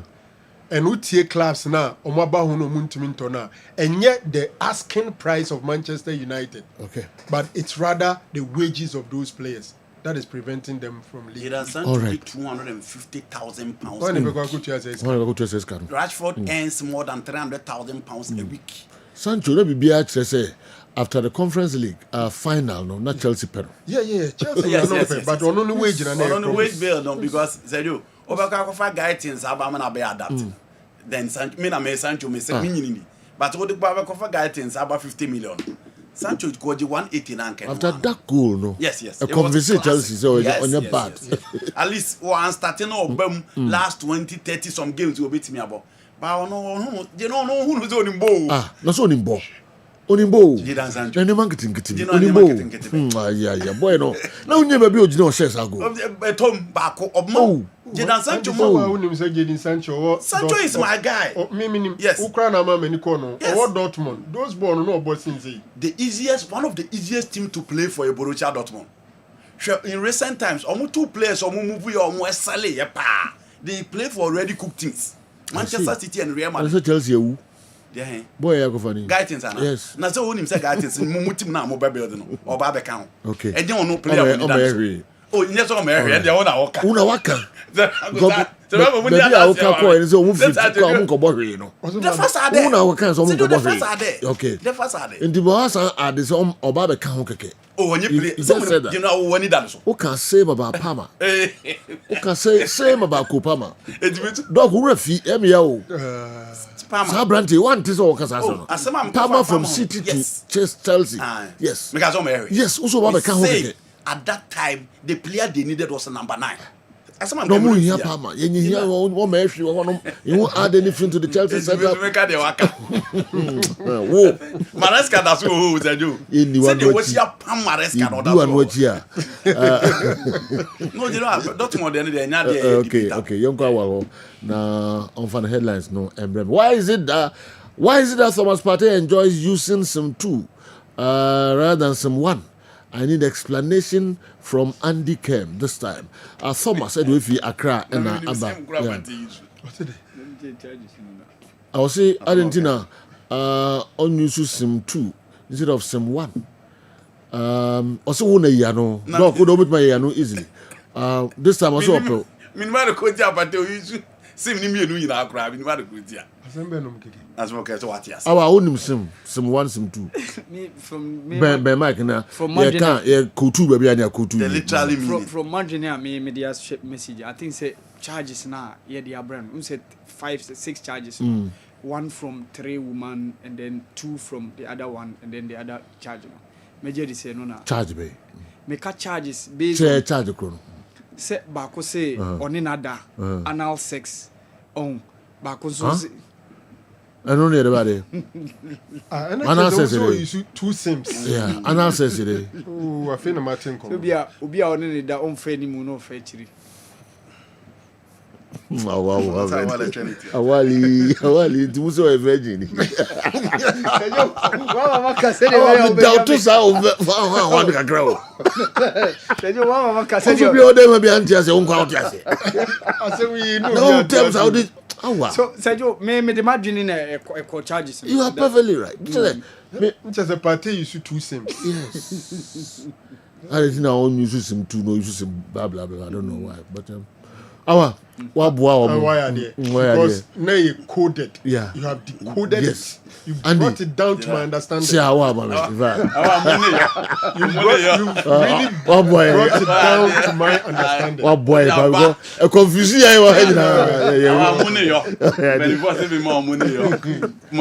For decoding the whole thing. For headlines, right? If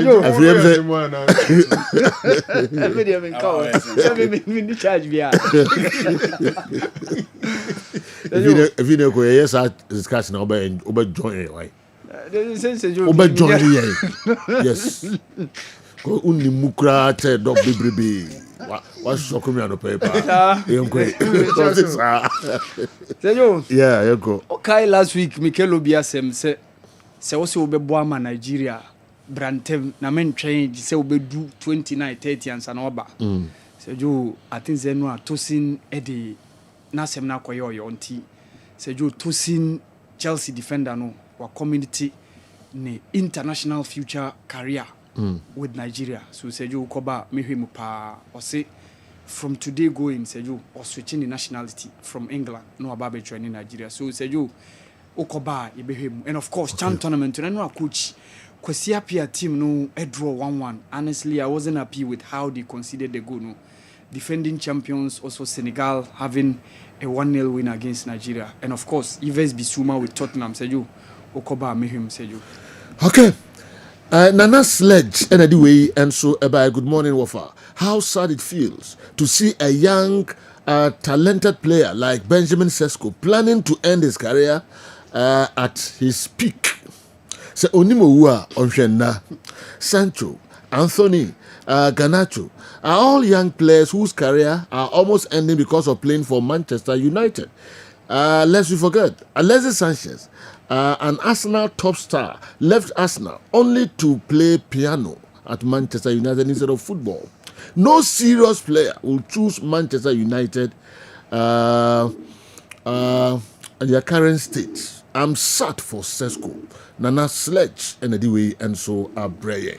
Me ko na makodin komo kakra odi na dwenche na ba on kase ya no he will be kapa but nana we dey say ni mo no abe hard dream but so we here to asum prenu a ebe yi nana afiri ho na ya any deal directly ba sa de anu aba pa no so oni ebe to dabre.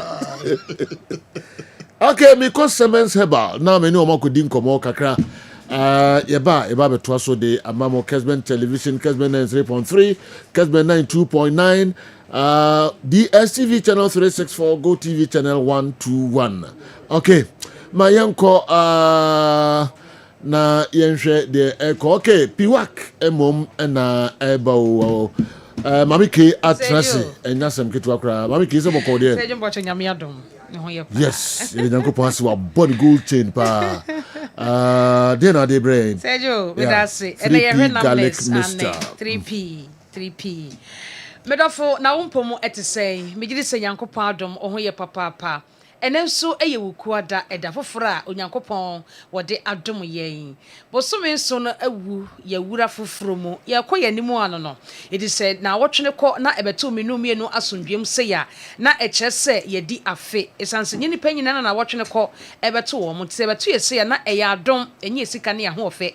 ATP work natural de eba se ya ne a kire wo se wompo no emutesen ye pese wo gi yesu wo fie se Nyankopon adom oho ye sanse wanfa ma wa untimi enye hwe medofo anopai mibusa se what 3P garlic mixture ni bi na wa sha se ononom na wononom ye no ekosei franie ni ho nkomo wate de ahyase a eye wo bia no ye beboa wo amane ma akoyie ede amawo obi se wonom a sebio na se afa ne yam an kyese ne ma bi koso ye funu no mu a enye 3P be kire wo se ono ene pani waba eti de wo hye ho no wonko enti ebetimi masade ne kakra ayedai akoso obi nso ho no ma wo se onom a na ede ena abre no ene wotimi twene ni so pa ma ne ho ba no dapa ai 3P anete obu hono mu a ontumi nna enna krokro e won so anajo kokete so a omini koto ha na omini koto ha wonna na ni ti dwan na ni ti pai no na no ho ye ne basa se wonum 3P a ebeyi saade ni nyina firi ho eba saa ubetumi ada eti obi so wonum 3P otimi da e kire wo se bibi wo hono mu a enkoyie e wo onna ho eti wonum 3P a bira moja no edi ni peduani mu afrusane na ekoba no na aboawo na watumi ada esanse 3P garlic mixture de eboa mane manyina ekoyie ede mawo ewo apomden mu obi nso se wonum 3P a odwonso tentem medofo kane na ntesa batene na wonum 3P no odwonso ntem a echesa infection bi ewo ho ebetuma akoba se be ma eyo prostate ana woba eyo odwonso twa ana be ma eyo odwonso twa no edise akoba se wonum 3P na kane wonwonso tentem nanso afi de wonwonso tentem a emane hawo ebe ya da ejai ekire wo se odwonso twa no ana be ma o prostate no problem bi ewo ho enti wo se ebesene ko na wonya ofa ahodie enti ade bi abenu 3P a obehu ewo ho no ema wo yemu nhyew fa phone na frɛ doctor ka che doctor sɛ me sha se me num 3P no se ni ena me hu no obekire wo de enti aba ne saa na abekoso wonu maduru na aboaw amopom de ho nsem no SCP na esita gie number na frɛ doctor ene me no kasa e de afa numbness titriti enne nipa adwene titriti ba wo so a numbness untumi nna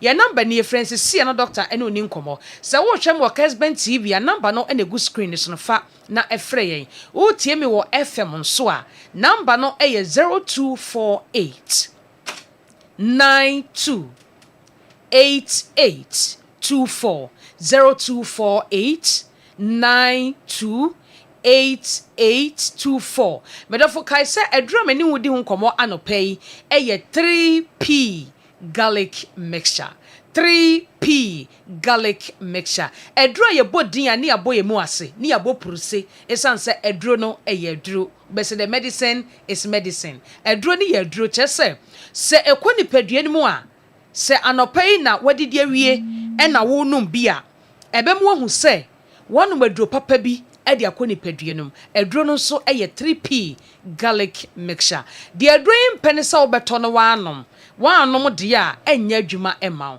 ye ka se titriti a eye de won se ne padua no wo ho no mo a won ka bi nhyem bo ho ana ase wo kon na agene by force wo kon na agene wutwa wo kon a entwa obese ade chinye ase me kon agene metwa me kon a entwa ona wo kon so obi de wo ho so wo no wo so wada ne kon so but obi wo no manye ne kon so no wada tititi ni betimi akoso a wotwa ne kon a entwa ase ne kon na agene no bo se wo toto ne kon num etimi ya osa obi de etimi so na beti ontimi pagya ne nsa nkosoro obi de etimi so ne nsa ma no na ne nsa wona etitriti wo so ade mu mpo a onti se ne nsa so bibim ehwan ne ntiri mu twetwe no ne nsa ma no na ase de agene dis wo de bodan obi timi de ne nsa hwe dan mu wo se wonte kwa so de ne nsa bodan mu because ne nsa ma no agene ayetitriti obi de ne nsa to nso hyem kura onte wobi eso gemu kura onte se ehye ene ye friend se numbness tititi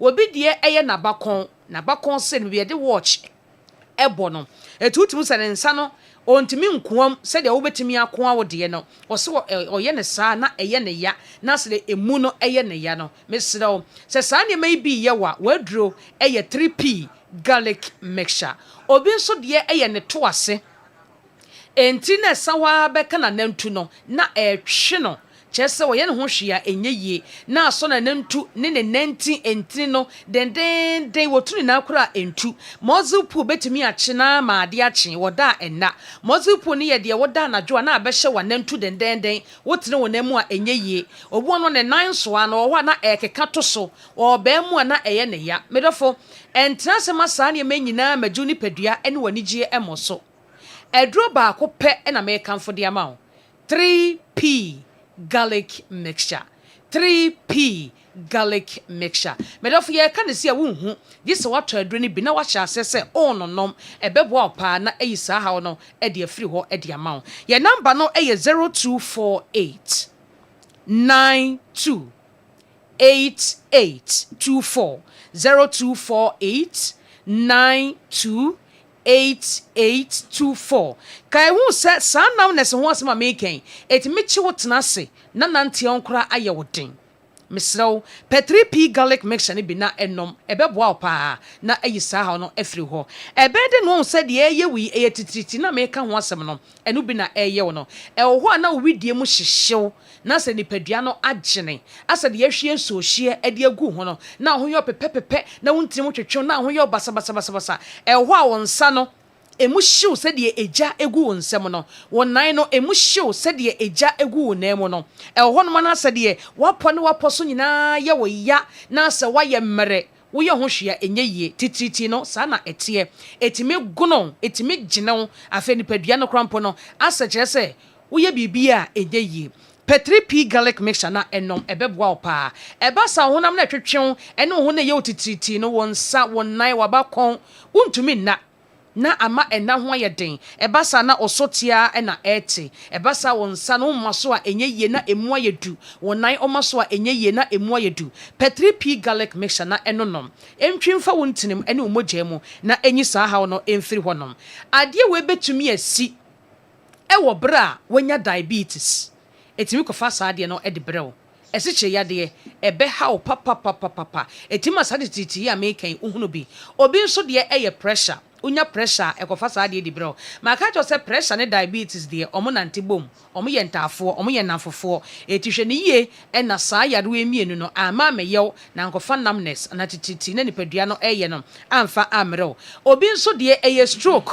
na ebo ne nkaye ane enwodwe ya de stroke e na ebo nka ye ntime srew e ma ne nyansa no aka se me hu yanka Bora pharmacy shop and Herbal center biemo okwa wo so pe 3p garlic mixture obi nso de e ye fa akotena otena se a wonsore ada e basa na wonan agene ose ananse acheme ananse nye police ni pe 3p nom e bebo pa na e sa ho no afiri ho obi nsure de sebio Ninti na wo adwene mu no se problem ba ho a etimi kofa sa ha wo no e de bre no e de nisubidie e ye atwa wahwe na wo twetwe na ho ye basa pe 3p nom e be yi sa ha no afiri ho number ni ye 0248 92 8824 0248 92 8824 medofo kai se 3p garlic mixture e wotom e hwe wa ebo enti to a na wasom yie o Kumasi abowura kolena Herbal Dani Herbal Kriske Herbal obenya 3p garlic mixture ho fonko Albert Sam takrade eye AA Mensa Koforidia eye Gapson Pharmacy Mumoni Away Enterprise ewo wa ene cathedral ne din hwani mu wo fa kwadwo Herbal temale babia electromat na wona benya biato UDS nso Charles Herbal ewo ho ena wokọ enkran so Kingswalk Kofsam ena Angel Herbal Little George Ekufs Pharmacy Health Alert Clinic wo de Ghana ha babia wo bia Bobra Pharmacy Shop ene babia to abibiduro wo se ye ma 3p garlic mixture udu fia Shazesa onom ne freyen Doctor no bedi nkomo afo apom den ho manka yare ho asem no nchese 3p mu wa freyen ne enkasa ye beboa wo amapom den ho nsem no akoyie number no eye 0248 92 8824 0248 92 8824 Meso mo bi na da so abibidro nye abibidro bi anya 3p de medofo edamufua freni ankasa wate ne ebeboa wo yankopon ya adoma dasene eno besedishia mami ke ebeda sipa na yasra manfo se 3p no garlic mixture no bi obia no kona kotobi sese yensu aye nyina no yenom wo ha da bia mami ke se second one esan ye ya enya me nwanwa kra se we start ya oye ohun wo krom ha no enya me nwanwa kra edije dua na me bo na de ko ente ujafoso na awuram moko odin kanten asi ho atwena konwa traso ye kama pa udi kai okoto enchese una akwago kunim the first over half first enchese una be wura studio half first me catcho na watipi ubeto gofo ewa ha it is waba ya butre na omo obeto omo no mra medi nkomo ansana so waba all right enya kuti ame kama sen enya asem na be sia keke easy waterproof paint. No more leakages. Yes, oh, I love your shirt. I love your color shirt. I love your shirt. I love your shirt.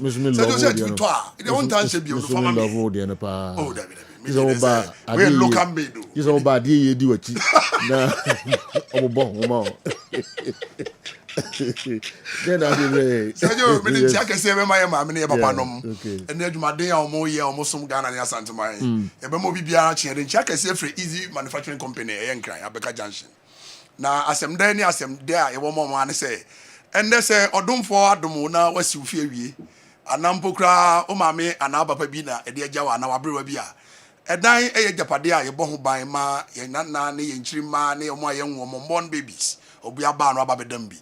It is always our name away beer. The mission one say, a madana say, a madana sim proof. A mount down in Liki now, day or how Cassia bro. And they can say Ghana adding, Scamording.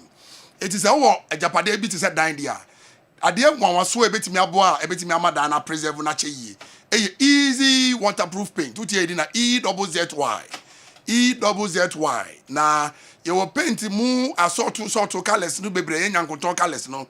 They want to catch your bucket to catch any that TV, so no more fear. I'm more enjoy Facebook and I'm more TV and that's no. We will say a cobasa and they work it to a pa and only 5 liters. They were holding betty me be a by a so ya. Yabema bina udakoye wajuma. Easy waterproof paint, Yabia make and only painter on tree where the beera and only painter and collab body and uja or church or down in our madiachi. Or more church or hono now so open to Magubia or for another crabby. Now, the papas was paint no a dance on a air through na kama. Easy waterproof paint and ne say what dance a bomb pumpunya. What means I would done out them on a pampine head stable.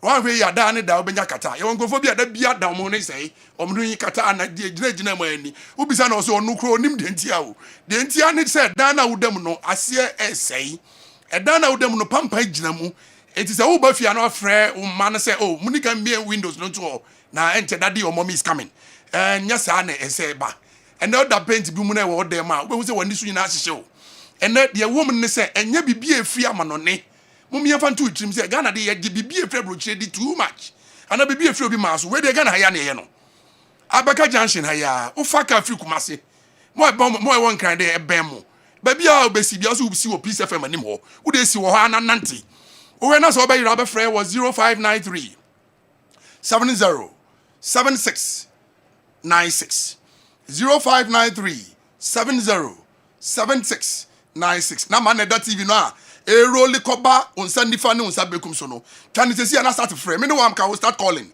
because number no e wiase nyina hia sa number no ma frɛ no mo dey ayom paint orders kala bia ususu se opese ye de ma wo kala bia advice bia opese ye de ma wo say bia mixing we matade ye se me ya kala bia bi wom kala bia we expect bia bi wo sisi ya e bia one friend tema na colors a wo expect no be ba no bia pese ni nyina ko ye adwuma na the rate at which amount for eto no to na amount for eto fra na amount for frɛ ne ye frɛ me boss na wa ma me order say yenye say baby a wo Ghana bia no de kan say wo actually outside Accra we don't need problem who here so be factory o but mo we are surroundings and nearby close to Abeka Junction there mo ko se see yi mo fra emma fefefe bi na be pick calls no na o ma tie mo response no simple enya nkran na wa na ba bia wo na de ben no no mo de ho number ma o na the woman no say oh baso na oni painter o de bra ya wo boys wo field a ya train o ma o nim say na de paint ni ya adwuma na so say wo painter so ba na ne mra ya ba educate ni ache no ko obefa so ba ko mix ye paint wo to a the woman say emo painter bia nada emo de odi wonim na koto no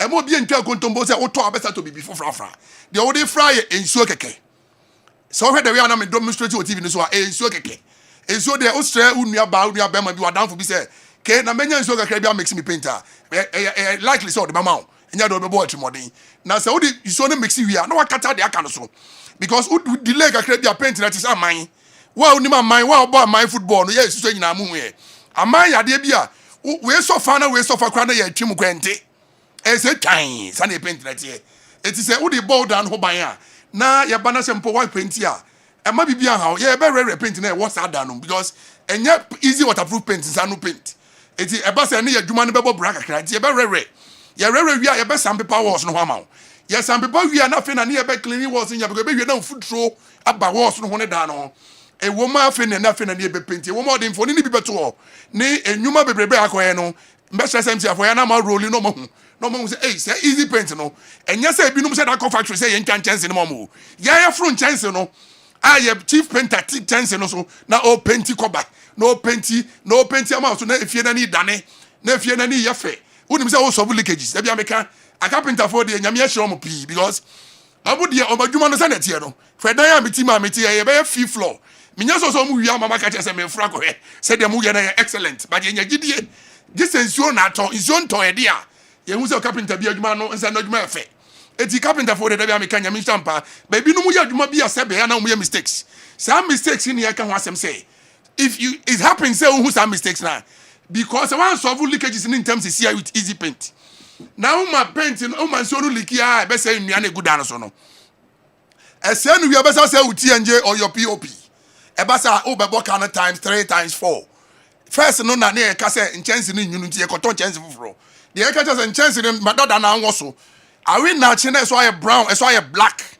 uni problem easy paint ni edako paint obi de ya na so you very black na you very dark but the paint you hu abeka say fe na wa crap nchance na free factory e no mo da bebo so ma no easy paint is the only painter who the paint who dance so a any uhamo but for the best of leakages better ma fe na efe it was for over Friday was 0593 70 76 96 0593 70 76 96 da bia meka Ghana de uka say ukotiska koto ade papa ubenya omo amugina nkyere a ommema commentaries upon commentaries but the woman say omo amato no say eyade a enye papa akomdi mirika shame o Kessben akomdi mirika shame o TV station ni radio media house bia mekobia and why your swimming pool awie amobi na de wom ni say da bia nipa no o complain say paint ne wa why o complain say leakages eba punum easy waterproof paint so be talk say 15 liters yi ba ko e koye owura na djuma na ababa wona djuma na na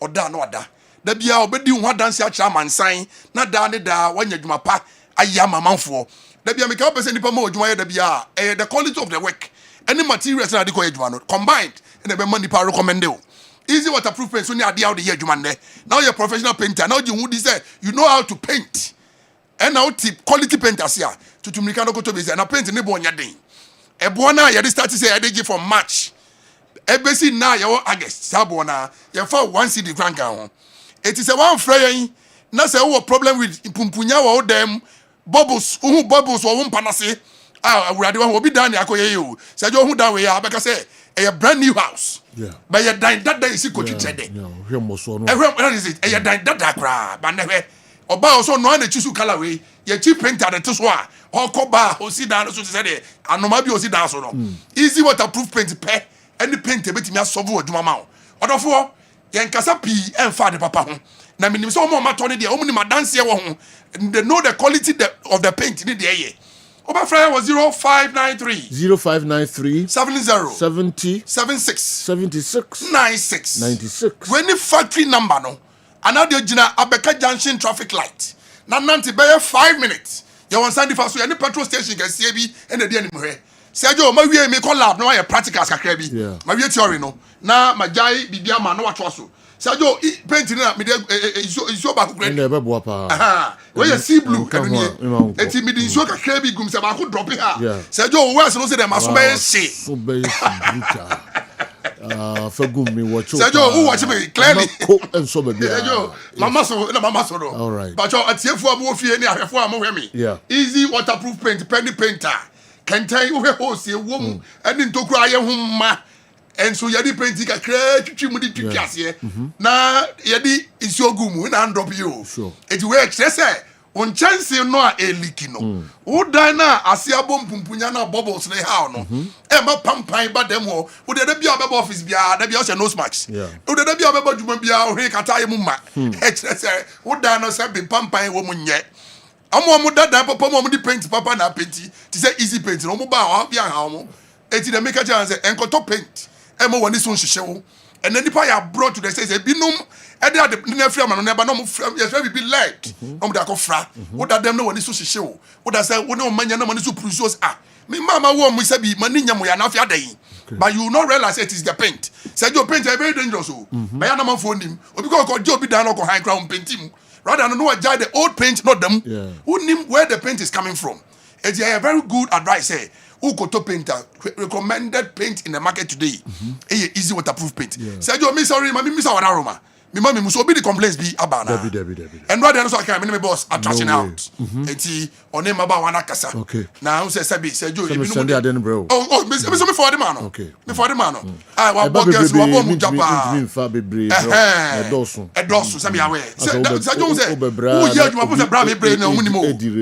Enso autonomy na mu na me fa. Na wo pick ko keke. Na be din say for dia say ne obeko fie. Eti me boss your action man no be guy na wa ye. And wa frɛ guy no. Pro frɛ say na no was here. And now the apology, amano. Ekripa mo djuma de say you are away. Edding. Ti say you me sorry. Obi nya chance could see baby. Baby na the roof say no come de no. No more. That is it. No, they say up pick calls. Hey, obi adjuma wo ye. Obi bisa friend that questions na the wolf. And it's true say you. Na be make djuma de be gina e de front desk so say you. Any door reception. Adwuma no koyi na work atua na de e ban 10 baby no mu hunu sa. Eti no na ya body japa na ya flow run na ya panecho. Eti de make can say you. That's complaints baby ya for the mommy. I just push it to my boss. All right. Na me sorry 0593 70 76 96. Sergio mama cha me schoolmate me ne call Pole. A friend Flora, menu Adra Flora. Ma wo say me say wo hu me na o chia me o flash. Adra bia obia ya me nka ho no me chia wo ne nkola ne me office phone nyina. All right. Adra nyina ya chia pa. Na hope say okay, o de be fancy. Nkla ne ba mu no man fancy and one here. Easy waterproof paint oh, no more leakages ka ho colors ni na rainbow colors ni na color bia opebia your master mixer ho or de eno so ehun sem ebebro be mixing kama pa na odan na elikino omo etimi asiesi ni kama pa de ama de efrofro ni nyina omo mana kama your problems are if you do pi omo facing Yansa imra na yemetoa so ewa awa Mohammed Atrase odi yembe wuram kakra ewa Africa ansa na awia wasan aba na de ohobia awa ede abrayen ene yebetoa so Saminu no okay Sami sound the suit in the magazine ono na easy I'm for the messages be 3 or 4 April mamen kinkan kire wan sana I don't know what they would no so na mother kuntia hour. Okay. The first one every why this message by our Mohammed is a perfect romantic guy. Then Andy came, but don't force him on that. Party has disgraced we Ghanaians. If it's true, okay. Shandy Foska and anyway free Saks Pharmacy and so at the Abaswame branch. Now some of our court in Yankan Ruby, I didn't think I was with disgracing Ghanaians. Momon come as a moment can ye some naba and a rofuma no to no more hard gain. Then some I can Shandy Aokazim we were not Nakasi pan away, but ye mano. Nadia, Mube how be a cover court to court to Sembia Diaba, no more Jai Manaka. Yes, our partners are profisi omu abetrankana na omusumano mu digwa bruchire honde ye blacks especially no omu di bagana for so and ka prison se ga ye ma ogana anambo awa e be ma bat se yo o he party de no so a ni e ma amanfo tirimu ye omu na kakra mani nko court me say court yeah enti ni member se be ka ho yeah ntimi mo na asem no court yes enti ye nyai ma yenka eho ebibia ke kusi di we free adwoso besiase na ba I give an ode to our Mohammed for his intellectual interpretation. I was highly confused and absolutely befuddled on the terminologies Sim 1 and Sim 2. Okay, more power to his elbow. Kusi Joseph Bisiansi and Ebo Abaso ye papa. Bibia papa bia intimi free and if I is Nazareth. Amuka he dem at the papa bia intimi free the papa free Nazareth. The papa the free he na bi papa bia intimi free man. Okay. Bi papa bia intimi free Spain burger ho. Ma ho. Sana mpese bitire. Abi, you trusted Awa Mohammed. You see, I expect more from him. Also, my trust so sa. Me who are there? Why? Okay, Intina and so I don't know. Yeah, the best here. Nto Jan. Kofi Nto Jan say don't force Awa Mohammed to break his virginity. Oh, na me asem na mbusa na ma force to break it there. Kofi Awa and so I don't know. I want for kakra di bia for. And new story wo. Kofi Nto Jan. Okay, we Fabre. Okay. They not the brain. So you na me hear on Chelsea defender Tosin Adarabio you. Yeah. He said wa committing the nationality or switch it from England to Nigeria. Na said you story no ko buy no adia amanfo e cast your mind back e ko he nsema Mikel Obi, former Chelsea, former Nigerian international, former captain Eddie Tuja.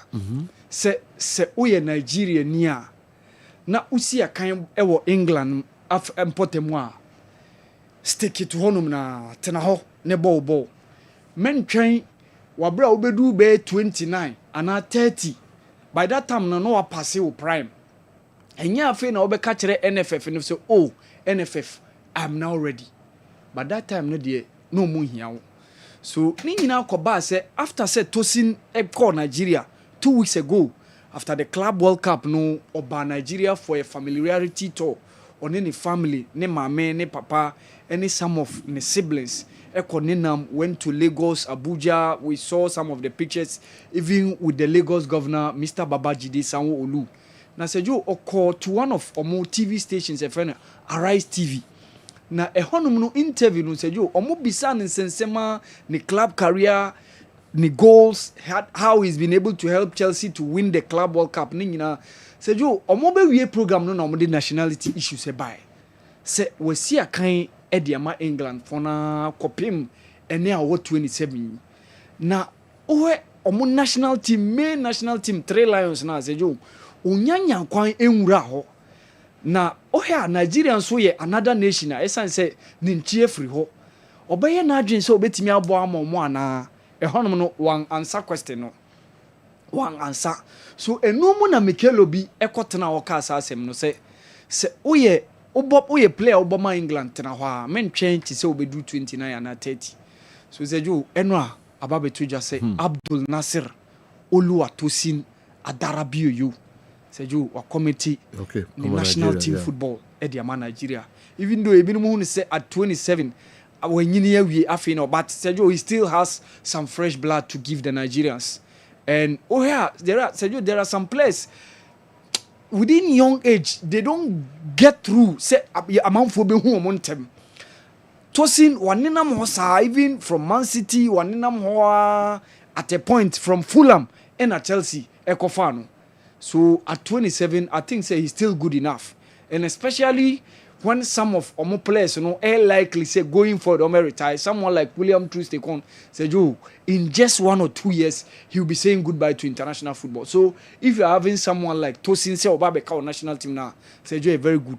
But the main problem is say this current crop of Nigerian players now, new generation, say Joe, it's likely they might meet 2 World Cup tournaments.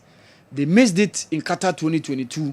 And per how results have been unfolding in the 2026 FIFA World Cup qualifiers, results in Shedan Kuyi, said you, Ebia, no one young Kwai Uncle World Cup. So by the next World Cup, said you, we'll be around 30, 31, or 32. But the good thing is you get the opportunity to feature for them at AFCON. So, say, paper works in Bibia to me go through, I said you, obey available for selection because 2025 year AFCON ever. Said you, 9th of this month, and the draw for the CAF Confederations Cup and the CAF Champions League so CAF e dia babe to just say some of the clubs in the participate within the prelims but say yo defending champions Pyramids CAF say the prelims because over rankings of how performance have been over the years part of those highly ranked teams like the Alis, like the Sundowns. So what it means say Pyramid will be in the prelims. So the usual 2 hurdles now is will cross it before so be reach the group stage. Say you Pyramid are going to feature. Your back half Confederations Cup baby akotokono say you only 3 teams have been made to skip the prelims. And those clubs are Zamalek, Wydad Athletic Club, and of course Al Masry. Last season's quarterfinals. So you Wemu Kwan omo ebe skip the prelims.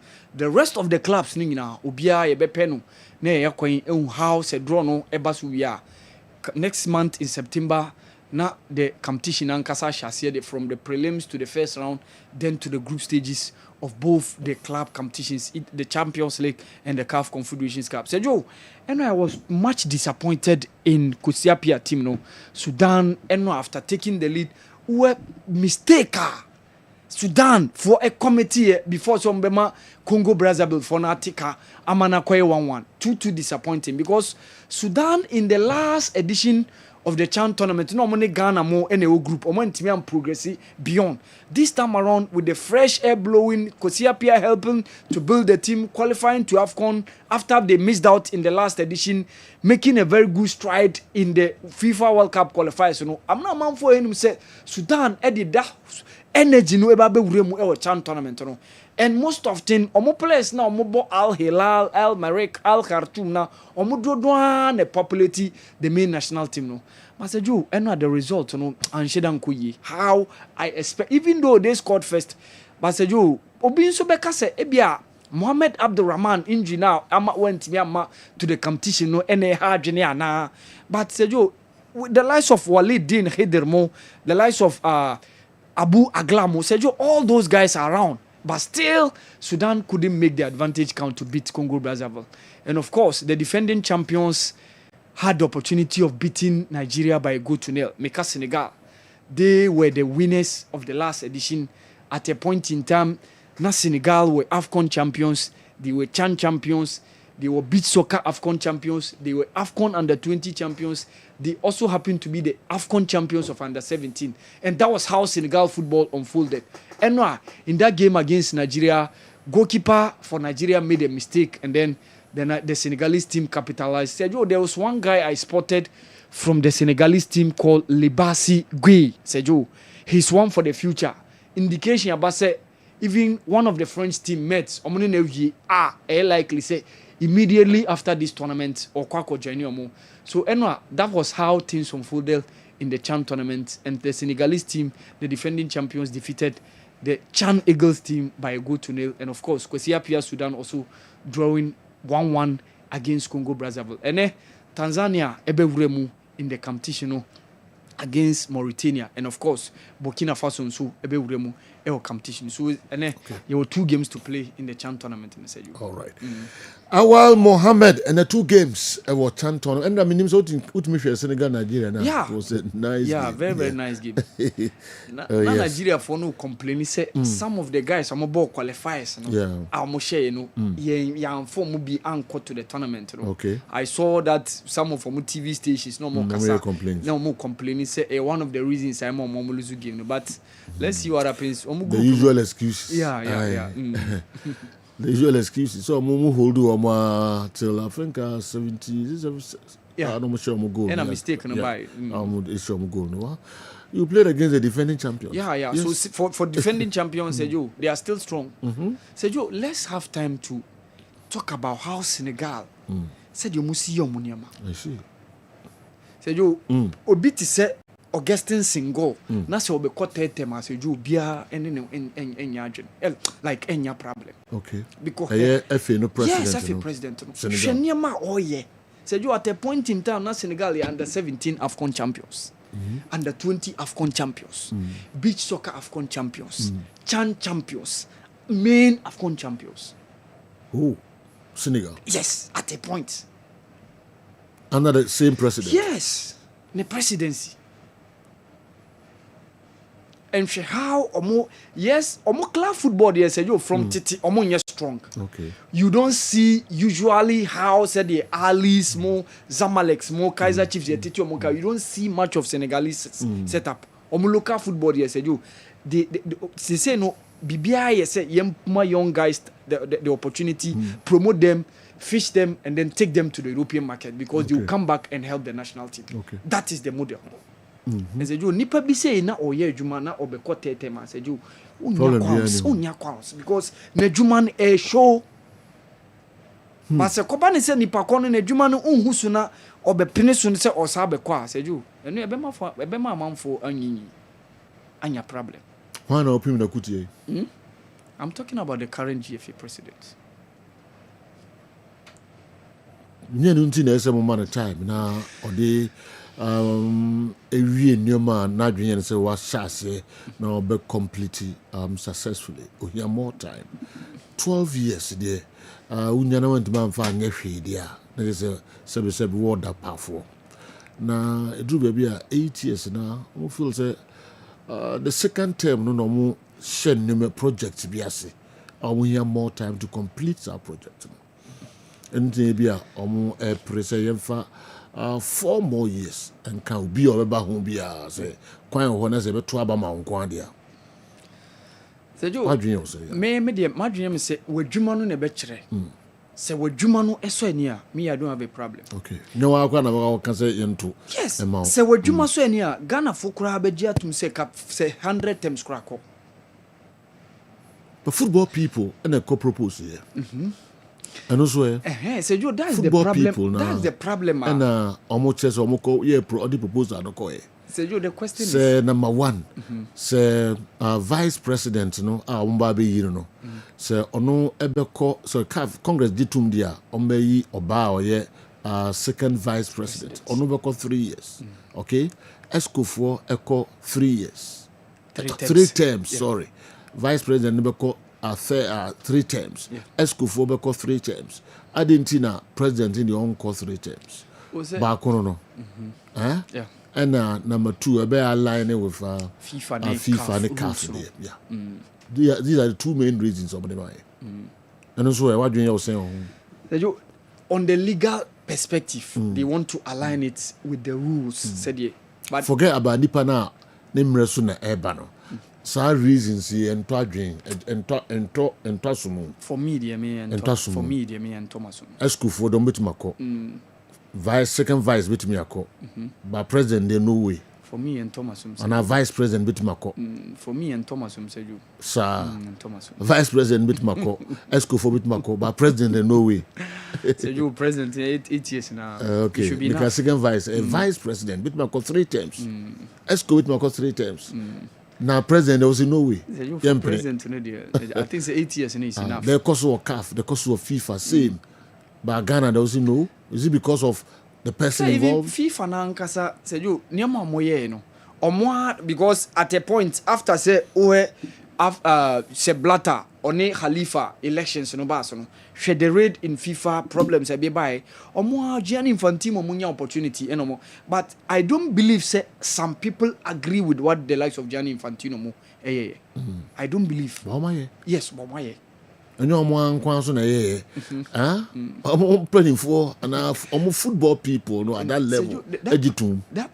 That phrase or word football people. Imagine I'm in tears here. How much is a clubs in the sea? Yes, we are 30. So what's your worry? Football is made for the we are spectator. I'm a strong stakeholder. Okay. Enti yababa na we no so among for person omoji Andy any Dr. Franco Naro enso adwinkyere our Mohammed akere na dwen de afa ho. Yanko we or say none of these guys Manchester United want are controllers. But look at Rodrigo. Okay, but look, Rodrigo should better look for another team. Professor Sunshine, Chris Tetejangma, Gold Bot, and what are the way and so a free abreye. Awa Mohammed, don't let Sergio convince you to break to get. And by that way, me na me go break, me go convince you me wanna break BB. Unim don't bet me here. All right, yeah, call a crew, UK, Otuo Barima, una the way, and so don't you think the NSA is being like a lackadaisical in renovating the stadium for Kumasi Asante Kotoko to use because they think Kotoko has no option. Whether Kumasi or Accra, they will still use NSA facility and they will get their share of Asante Kotoko's Africa revenue. Okay, mind you, the stadium is also built to host Sarkodie's rapaholic concerts. I see. Otuo Barima, and anyway, a free UK, and so Ebre and Anapay. You see, this are FA. They wanted to put words in the mouth of the referees. Hey, Keto, Kreku, and co. Let me remind Doctor that Chelsea is the World Club Champions. Okay. Club FIFA Club World Cup champions. Inspector Wilberforce Asante, Bra Kwame, they also the Abreye and no. And Yakaimano everyone. Kwa Miki Enche or the local stories no and so be guho de Amaye me cut Don Ashtown. Good day, General. Jadon Sancho is a normal player who hasn't been overrated. Because he is who has been overrated because he's an English boy. On the field of play, he wastes the ball more than any other player. He's no more playing for Dortmund, but rather came to Manchester United and then Chelsea. That's where the competition, the intensity and tempo of the game is always at the top level. Sancho, a player. Okay. Then also the Abba, I don't know. Don Ashton, una the way buy. Me kofa Dr. Amuzu, nkra to kakra. Abba yeba na yeba betwa so de amamo Dr. Amuzu. Ahwefo nyina kwa ba Amuzu Herbal Clinic. Na megita me nsem Amuzu P Herbal Mixture. E dura bi efo agi atumu a ebua honam yawo. So obi say doctor meti yawo me bema no mu. Idon so a meti yawo na idon so a me bre. Ana say me bema no mu ye me pepe. De wuhia e ya Amuzu P Herbal Mixture. Doc, many me reach yan mo sanemi ana yawo pa na mete. Say we na what say be ma de dura American for ama no e ya Amuzu P Herbal Mixture. obi said dog me who say me Johnson ana Johnson nya fe ana pam no wo hye pa e Johnson na echi dog me Johnson say na bia kam mo say ma ya se me ya be ma wo sa how no me kanfo amuzu pi mu nya be ko di oti ya on ntohwe no mo di ni ntohwe na ho no sankofo nyina no me kanfo amuzu pi e ma nwate obi said dog me Johnson ana emu apai we nam sen obi said dog me Johnson ni nsi okwa totoro efremu ba ena obi said doctor me ko ja na so se me chemu a obo sa ka fre na nsi o man efreba no ba de uhia ya amuzu pi heba mixture oba so a otie mi a obu ni se wi a echire no pampan ko na eka ko na eba me kanfo amuzu pi e ma wate oba so ode bo how white how nsi o basa bu wase o ne pe yie pampan ya no wo shape o wase oba ojo so oti yawe wadro ya amuzu pi heba mixture obebu enkeka ye na che mamno kasika fio na himfie bia na abie ni kuru na no ekọ ho a pampa ya ohu no nya panketwa amasabi ni confidence no kwa na ekọ form obebi otiemia otimi buninsa in bleeding obosa within 2 months no buninsa mprenu onya nkeka ya na ya osa pamuzu pi nu masa nyina ejai wako twa scan ye so wo PID unu kunu hia ni nsuo nyina se na se na chi aba enam keka na akogina upio de mu nti onya amuzu pi nu mu a sa ha ni nyina be komo ho ato say nrei ukọ pharmacy ukọ drugstore herbal shop obenya bi etu no anya bi ato wokumasi akodani herbal misi herbal apidank omo mburom sa nso na icof ni Colinac omo Ashtown Accra ukọ kanshi dragley obisa na nabuache Kings Walk Tinates Repass and Hallows ebi etu nro makon anase dudu pirano ukọ no so pamuzu pia obenye bi ato se opese no semise bia creative so fa na manefre for further and better direction amuzu pi heba mixture maudi hiochalo beda hefuasi yemama kwa Gentleman dental clinic yedwumadi ya yedia ne sɛ yebesi wosen na yɛbɔ wosen ho ban ama wonum enso ate anase wosen animonyam so afa ne ntoma pa afira gentleman dental sɛ oba ye clinic wa enema bibiri na yeye efa nipa wosen ho ene wonum oba gentleman dental yeye consultation and examination services problem ben na ekoso how na ekoso wonum na fi wakere anamon a ɛwɔ sɛ utufa ho na itimi ɛboa afi yesan eye cleaning services oba ye profession no mu na ye cleaning and polishing say ebia enema bi ahyehyehye esene mu say bi okasa etimi mapampan ene ade eba mu oba hwa etimi ewohoro wonum eyi saa enema ne nyina edifui esene ase esene tibia na asesa no esan fa ne ntoma pa edifura obi wo hɔ na tokuro ato ne semu anase ne se no eso ebubu anase wanya fracture esene nkasa ebu eno etimi eye failing enso so na ye dia mawo anase ebi nso so na obi wo hɔ wabase ne se no watena se ama esene ase opese otu ne se no eno nso so ye frɛ no extraction oba ye extraction service and so yebetu oseno e di amount afi ebi wo so na ne sen wanya missing teeth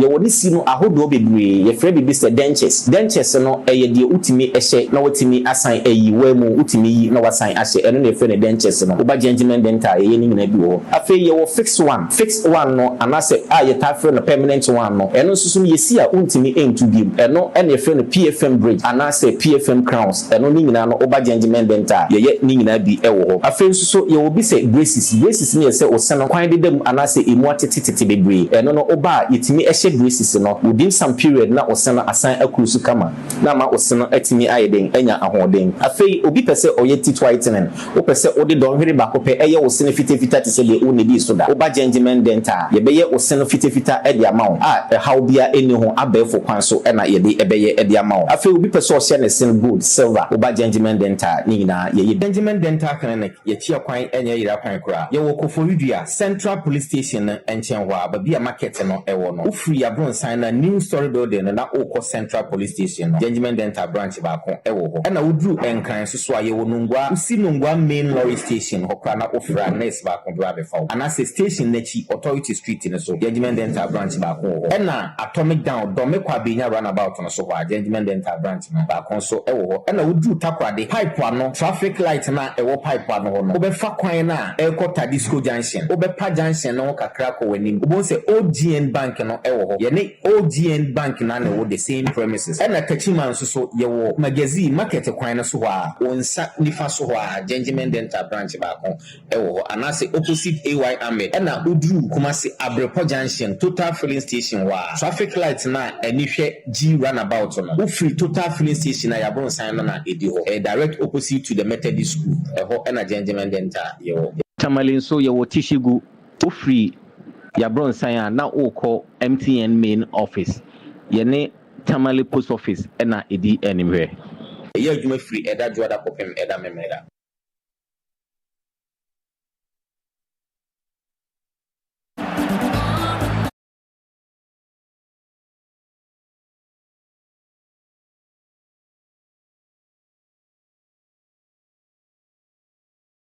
Midfield action program no esoka Mickey I ready as I say emrasun se ode efisem no ebreye. Please, concerning the Ghana Football Association's proposal for 3 terms for the GFA chairmanship, I don't think it's a healthy move. Well, it will breed corruption. People of wisdom have realized that too much angry for power results in gross misconduct and corruption. That's why in many countries around the world, constitutionally agree on 2-term presidency. 2-term presidency. Please, no for 3 terms. Abdallah, on the way, Abdallah, you're a football person. Football people, some 3 terms. Okay. I'll dash and decam 100,000 Ghana cedis on any day. You will not say Joe on general or general on the show. You can say Joe or general, countless on the show. Okay, we have our obey and if can sports minister or the presidency stop the GFA from extending the 3-term presidency? Bibinini to me, dear. I would do who crown tiase. Bibinini to me, Ujuni who I want to say, Kato Kreku, enough is enough, because you have done all that you can. Chelsea, no, say, Jai moi, Mode Mujesi, Beko, Asori da. Anafi Sunyain Zongo, and Apeja Wede, Ababetum Abreye. Kumasi Asante Kotoko, New Jersey, no, say Jersey as some Namoka de Americaimo, say New Jersey na, Kumasi Asante Kotoko, THB, Adaruma. Fe abafu frokra season e kotoko eba be wrem omode eho asem aba no enche kra na yade eho nsensem pi ya pages ya na ode mra omode jerseys no omo outdoor jerseys no na enkan manfo I ready ebiaba so wona madum ha ni potem ha nyina ode bra Kessben FM o the Brazil security post wo oba ba security for no busa se ope kotoko jersey ni bi omema obi ato ni bo no so normal pa very normal obi size bia wom kama pa so jersey ni mu na hunu Kumasi Asante Kotoko jersey na kit ma be yusu season na ba be wurami enche kra pages untumi ma ye nhwe kakra za jersey na meka wansem no so bi ehwe television na ohu jersey kra meka wansem aba ntimu amubusa me no inspector China any others amubusa me say jersey no be ready no momodia na mumra Kessben has security post wo benya bi enso ato okay Oscar Mart so e will be adum okay Jesus no ma yenhwe mo hwe ni mfim no kra na ekumi no wow Jesus ni e ka ho asem na I ready obia oba obenya bi ato ewo Kessben hanom enti Oscar Mart boutique enso bi wo ho minim se colors ni nyina bi ewo ha wo de oba onsa be kem so hu Jesus na Samba ase na Kamara so ase efekeke bra na bejo de na ura stadium wa obia so ye modern pa ne neck no Kwame. In the kumi. In the yes. Style up yes. So t-shirt. Patadia, the neck and the tune. How? I was so wow, the neck now. She singlet and a pew and the neck and the cracker. The people sat at the fit to her. Man, the neck and corner. Yes. Simple. So, corner both here. And I ready. You just 1935 Warriors. Okay. Okay. And they know, and now I'm the better so and net be a training. Okay, university. Training kit, no. General. Wow. F papa. I see. So be THB. My person touch me. They know training. Okay. Oh, okay. And only university. Okay. Do you new a training kit? Wow. THB. Okay. Kwame, my yenhwe. They know third term no. Third term issue now ready no. Anefidie no. Yes, General Nram the president of the GFA Kasai. I spoke to him about the third term. I say I can 2.5 years to serve as the president of the GFA. 2 years, 3 months. Yes. As at now, or known as the president, on decided so become the third term. That's what he told me. Yes. Was say undecided. As say obeko third term. Obi obeja maybe uncle to me say me need the president of the GFA Kasai about the third term. Was say I can 2.5. Ono kado use 2.5 years. Na sa 2.5 years na kano. Undecided so obeko third term. Mo bien tagging say onunti na stand third term. The workers work I said one or one. Debbie, I spoke to him. Okay. Yes, me chase him in Kasai about third term. No? Okay. Yes, and I be say president third term now. I propose a medical congress. No, over third term now. As someone can take a decision. Or some more 2.5 years to serve as the president. Mean decide. Okay. Semeko. So then I create engine to Tobedo decide so. Wait, Congress are too. Let's say Congress Tuesday. Oh, no. The person chance or more kwa jia tu. Sana pesa mechuya. Nemra man kwan so bit ma standing. Nto muji tumu ya. Sako bi say. Hold on, but take a decision. Yenya need to na take a decision. Why would he tell you say me decide say me kotre? Penny or pokasa say penny. So your question was immature. No. Premature. No. Afterwards no. Your question was no. Afterwards no. There was breakdown. Inti yen ma 2.5 nso. Breakdown there. Elaborate. So they no ba can one. Ti adenti na say onye nadwen say obekwa. Wan twen am wan twa ne 10 na enwi. Na omo beba no anwune tete mo na mu. Oh, but so betima ye. Say me dey me busa question. Na me busa question. Okay. Adenti na say onye nadwen say obekwa. Enie mo bebrebe a ahaye football no. Congress no mo ko no mo putu on paper. Name we any the major topic. Almost discuss the next Congress. Na Kwame, one train.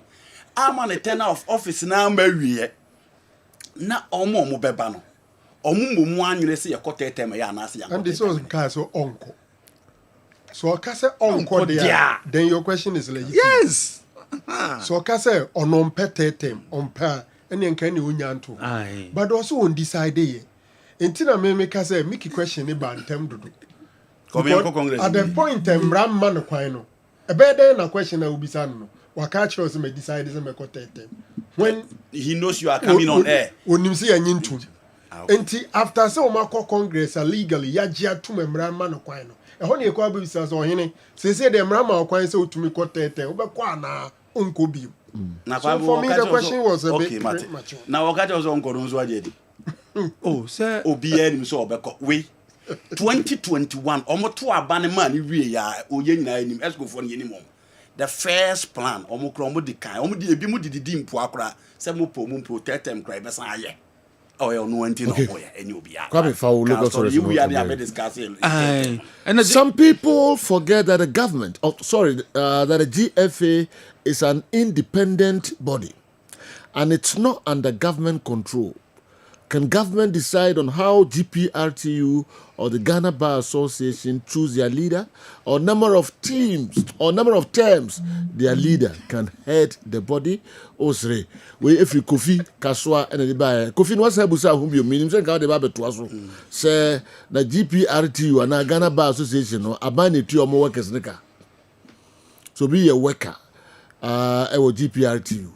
And I'll be a worker. Ghana Bar Station be more offices one penny for be. I buy it to your mocha. Said I buy it your Black Stars head coaches, national team coaches, to your mocha. I buy sika or dear football move and then how do we bring DNT and I be your sika one uni say oh. Last week ya penny for one maybe your sika ko rano.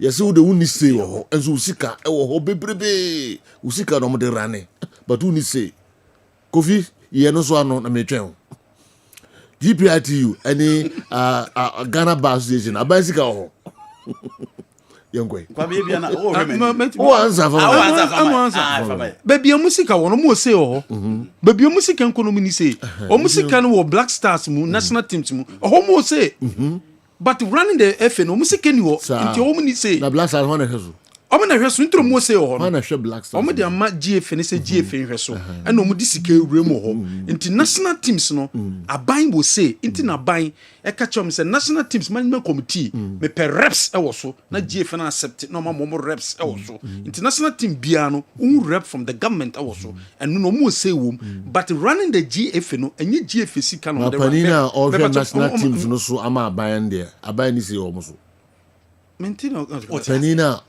the national teams no ascendance as on resuman no aban ni say baby kwan fa so yi sa pani no ene nema pani ni be ye ni ade nyina na ban ni say debi ma baby ni sika kon de o say o tama minister ti jeno ade tama minister ka say league ni yam so na yen ko rounds on ko hwe say enema ya toto no for the league na eya ansa na ato anything na efa anga say minister security reason oh meba security reason meba oh Kwame adam minister or in charge of security yes it was from the government Kwame 1218 oh the okay sa omo de Ghana Bar Association ne GPRT and the GPRT oh be Kwame omo de Miki say the omo de message ba say Ghana Bar Association Ghana Bar Association ne GPR to one. So question after Mickey, then I'll answer them.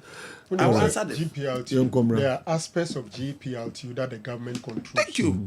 As a private entity. Send Kesika or Mobeji. Any baby on you money, I think that by control it. But Bassy GPLT, you got to obey your chairman. Ban hasn't control over it. Friends say nipem and publicly. Who say only control? Yeah, by control. GPLT beneath it. You don't know what goes on. Sabayan Benita or perpetrating. You don't know what goes on. In the same way, some governments control general. In the same way, some governments also influence FA president of their country. Almost through beneath. And you know, to time bia na time bia. You see, a football people. And you know credit. Because I'm interested.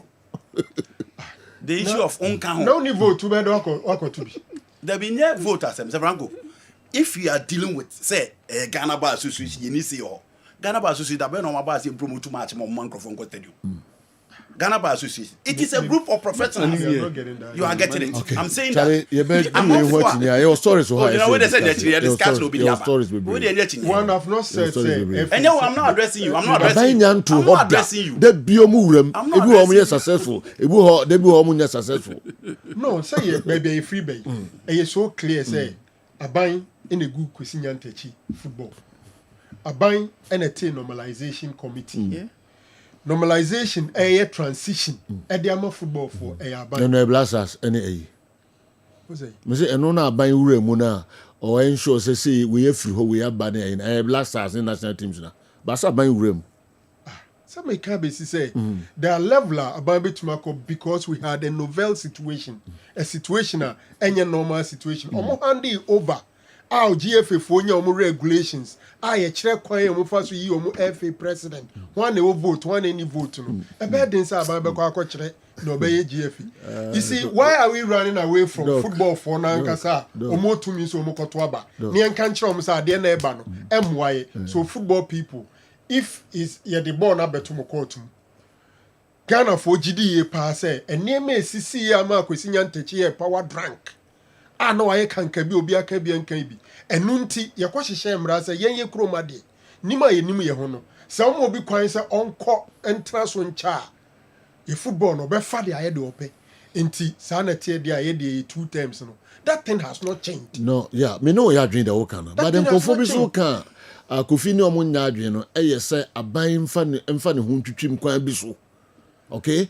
And also come from a different angle. No more can somebody. Miss Munu say a football for you wasn't be a catch. What would the government say? Okay. Football for a coach so leader. Obetima Quatete.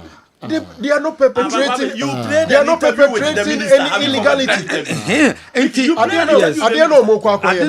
are not perpetrating an illegality. So how would the government come in? They can easily do it. General, how? Ultimacy.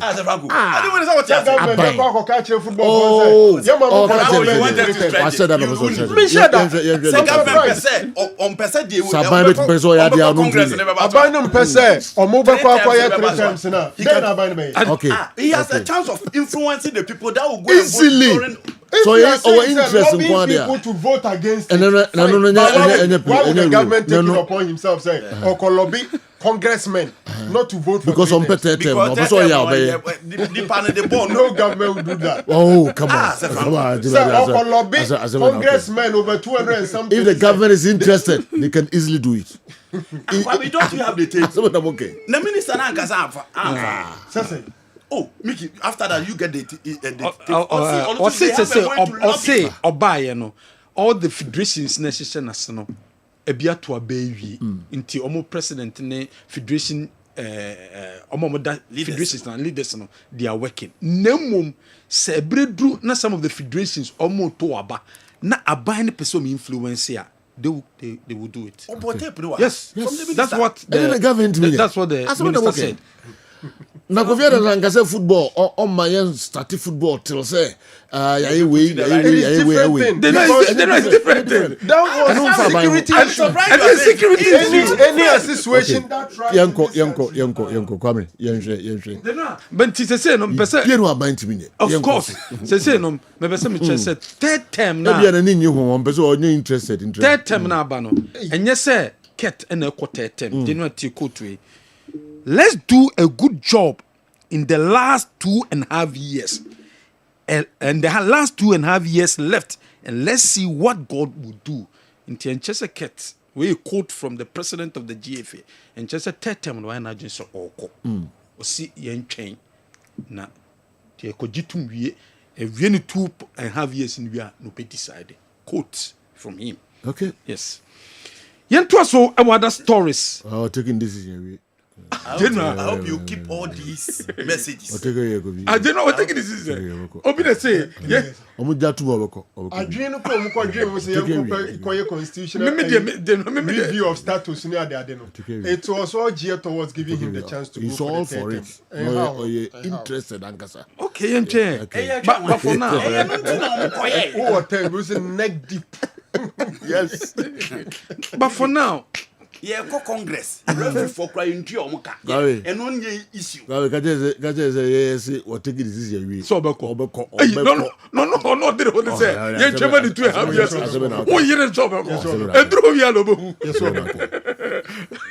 Who says Spurs are better? How about Spurs in Bias? You are made. Obeko pa. Oh, you need to. But for now, ye chairman engine to me. Engine to the old. Oh, they say proposal. Congress Tuesday. No. Sorry, alcohol say or quack peja in Sase. Nipa ba any secret ballot. Aye. You put down some say who support and who support. World Cup neighbor. The president of the GFA Ghana. they know or kwa probo. Aprobo ne say Gold Stars, Asante Kodoko, and then Police Ladies. Women are qualified for Africa. Gold Stars are prepare our cry. And until the president of the GFA on the executive council members in be rounds and the clubs no akwakusia. Dedi kan ombeko Gold Stars and the Gold Stars akwa din komo. A form of preparation towards Africa no say the preparation ni esiko say no musu preparation no any problems so omo face no led by the president of the GFA ket ESO Krekuna womo echo sign inspection omo fro wi a womo ebeko police ladies so womo so na ewini Women's Premier League in Omoje and unti ombako omuso and omako akudi nkomo akohu omo problems a womo face and the Queen Ghana Football Association ebetima faso abuomo no metima excel and so Africa no apart from an omu so the last trip ebeye Kumasi Asante Kodoko Boboko no Kumasi Asante Kodoko so qualify for Africa a womo so could take part of Africa and nunsinti ombetu anamon no makokushia Kumasi Asante Kodoko and the Kodoko for so akakudi nkomo ashe Kodoko and so preparation for Africa no, and the problems are almost facing because sad trip in no womo because almost per se a class number ko Africa this season no womo eko no mo koya de no nam so e masa trip si womo to sa anamon yento so e no January no a wo midfield actually dwumedie ni so obeka se Franco Naro e de betu dwa se sabre abrante e fe no Charles Quarting has a vote aneni eye adwuma na so vote eja no kwan wo manfa kwan paso eja no kwan de asem ni kopie mu e wo GFA status committee but status committee no intimi aka asem ni wo de asem ni kopie mu court and a court order has a vote so mun tiesika emfa emma Charles Quarting na has ebre no wo man tiesika no Charles Quarting atrokrata e de akwa Ghana Football Association dedi kan Charles Quarting explain kwan issue ni sedi city yenti Charles Quarting na fiento aso. Me call GFA ni say the G like I said yes true say mature letter I'm a GFA general secretary I mean to the club licensing board through the GFA general secretary and the reason I'm here is I'm sure say more aware say I had a case with House of Folk medical court judgment in the bar somewhere in February this year. And the judgment in the bar, you know, I mean, we knew, say, yes, it's a judgment, we've won it, and I've won it, but not meaning say, yeah, they will exercise their right of appeal. And we were just waiting. And per the law, no, right of appeal, I mean, over 3 months to exercise the right of appeal. You know, this is 6 months, appeal, and then they wrote to me. They sent me an email say they want to pay the money, but they can't pay all at a go. In an installment, you know, a payment plan. Installment, you have a payment plan normally. And I say, well, I don't have a problem because the plan say ubitia into some percent installment. That is fair. And through their MD and CEO I say okay, and he will put up a payment plan agreement for all of us. And I'm saying, that is fine. And I discussed with my lawyers, Mom said, yeah, they should put up the plan for us to have a look. And Tom the buy, we looked through, we made some few changes. And decided them out. But let me also emphasize, say, plan now on the buy, you know. You need to no more per four equal installments. That is 4 quarterly equal installments. And I say, 4 there. If you think say a dozen, a 3, at least we can meet them halfway. 3 equal installments. And on Babak say okay, they are fine with the 3. And yanko so. And on put up agreement. In fact, on the agreement in the bank, no more the car sign it that. On sign on my part, I witness the crowd and on day bremy. You know, even before you be lawyers and never film crowd, no more sign it that. Which told us they are more than ready to get this. You know, of the and you sign yesterday movie you sign here and dates a womb payment date almost choose we choose date be almost choose payment date there was the first payment on which on 31st July, second payment on which on 30th September, third payment and the final payment on which on 31st December. And we said we are okay. And I said First payment here for the due. Sika check ama payment ama. They say the throw ma will be anfa. O say no me mail will be an responded. O say no WhatsApp will be an responded.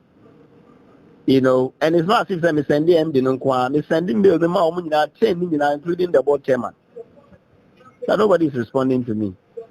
And so I discussed with the lawyers and no, oh, let's say if you know has this club licensing regulation. So we went through the club license regulation, and it is clearly stated in the regulations that, I mean, if you have an overdue judge, I think it is part of the process of getting yourself licensed that you need to pay all your overdue payables.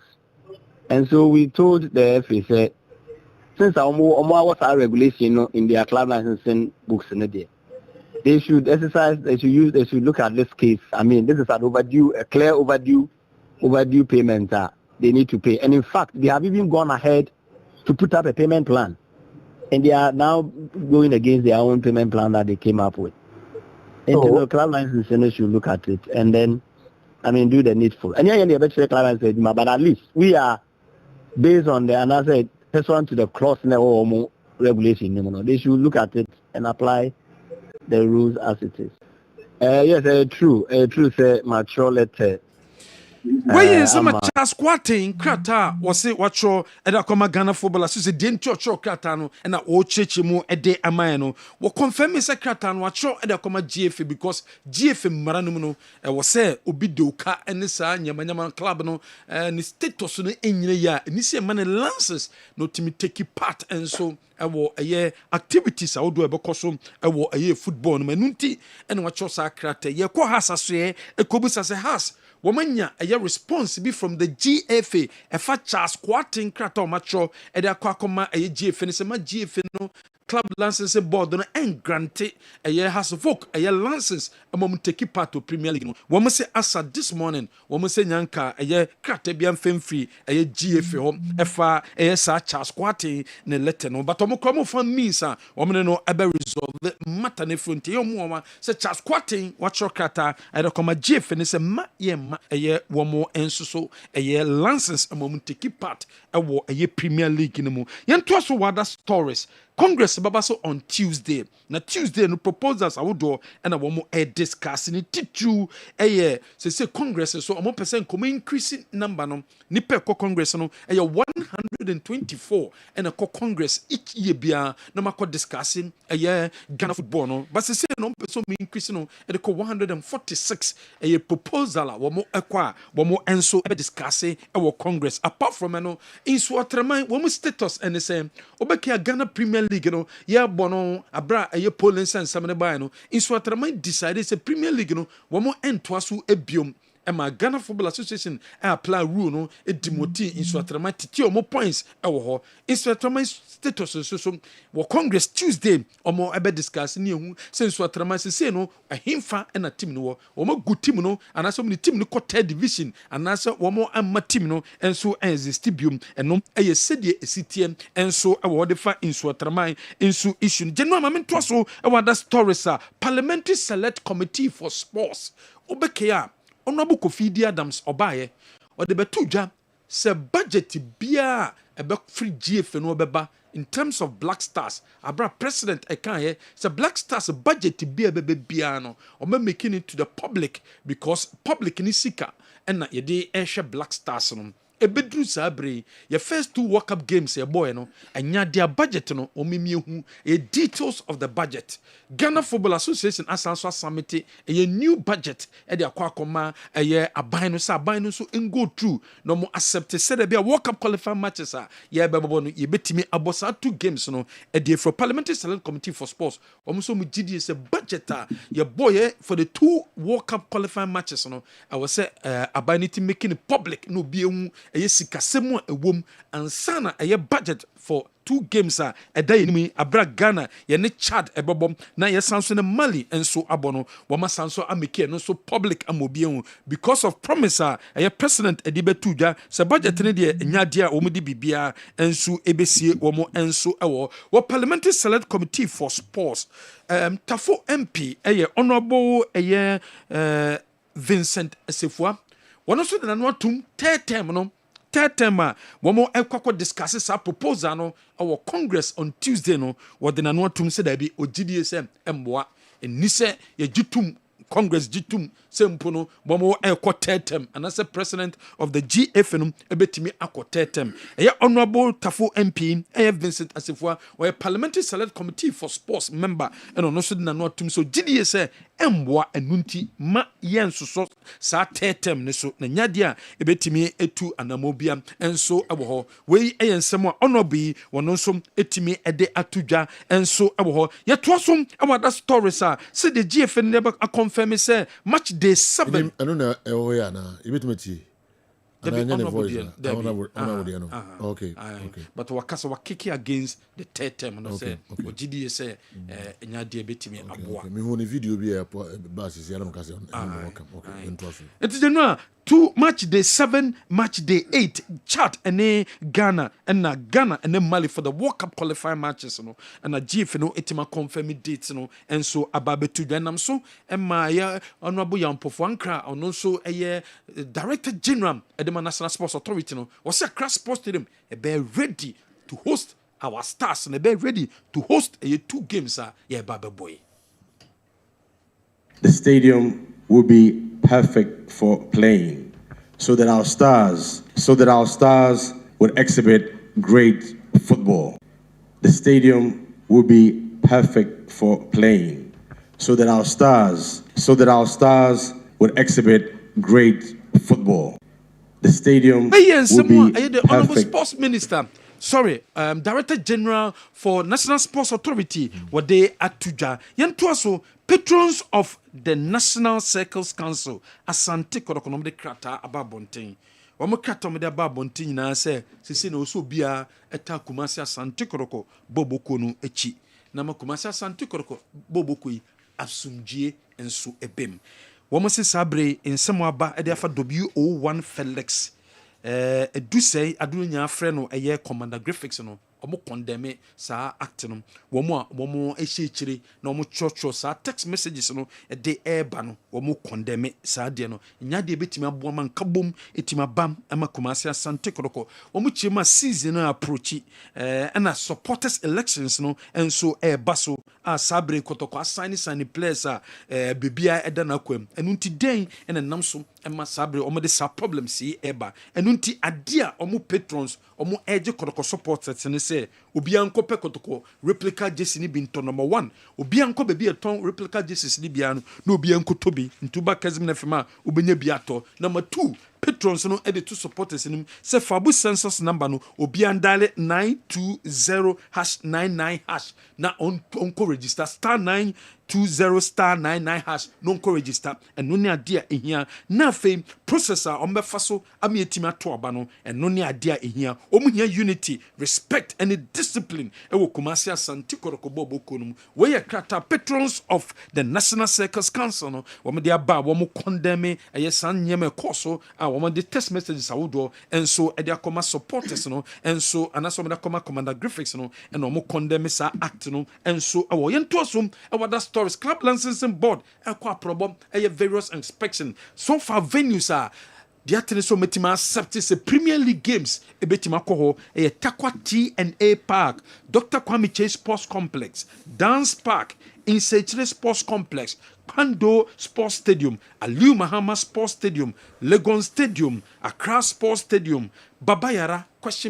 Sa Babayara say the situation is sitiano also mutimi ye ho adwuma pitch ne de dabi also mutimi ye pitch no adwuma ansa na Babayara Sports Stadium no wo metima accept for even Premier League matches other venues are yentimi jintum ebiti so kodoma yen jintum so metima ball enso ho odo ni so kire eye techima enso yen jintum odo ni so kire eye younger pastors venue yen jintum ninya sa club licensing board e de to manim se dwumedi oso mudi no wo muntimi endi ntenimanim ye no wo mo gi venue ni tuma enyade a ebetimi ayeye nti wo mo jintu wo mo hwe no muntu sa na mo no ansana wo masanso abam abe inspection ni biom enso ede amomo so far say saying no majatum stadium Takwa T&A Park Dr. Kwame Chase Sports Complex, Dance Park, Insechire Sports Arena, Pando Sports Stadium, Accra Sports Stadium, Legon Sports Stadium, Aliu Mahama Sports Stadium.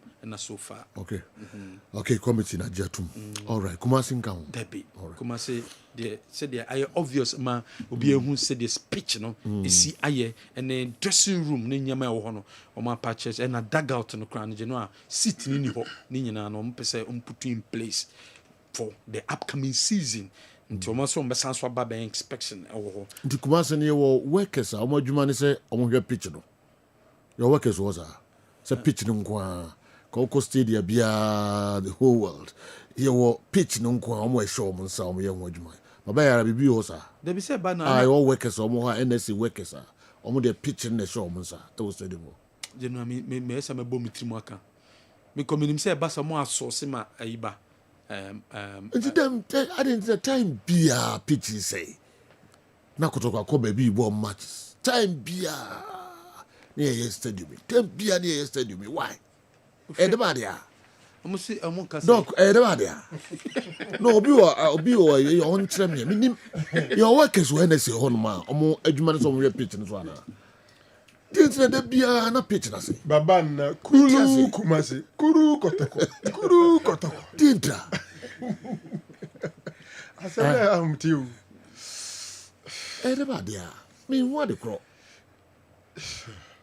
You know workers no so. As I say kotoko and a pitch. No, Miss Madrid wa mintias you. Workers no so. But sikana beba anya NSC na ye kotoko and a pitch. Why be available for them? Say them kotoko for there. Debi. Tini ura no pitch no hu ya no. Obuye na ready a sika ese omutua no mbo match bia ombetua. So Black Stars na be boa. Eni kwa bia so. I don't know why. Mintias seriously. Mintias.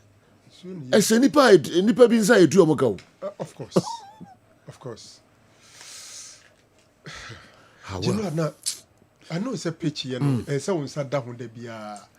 But Madrid no pitch net. India someone is just feeling so bad. Dr. Century. Sana dey anything. Yeah, a friend say Samatex. Show me pitch.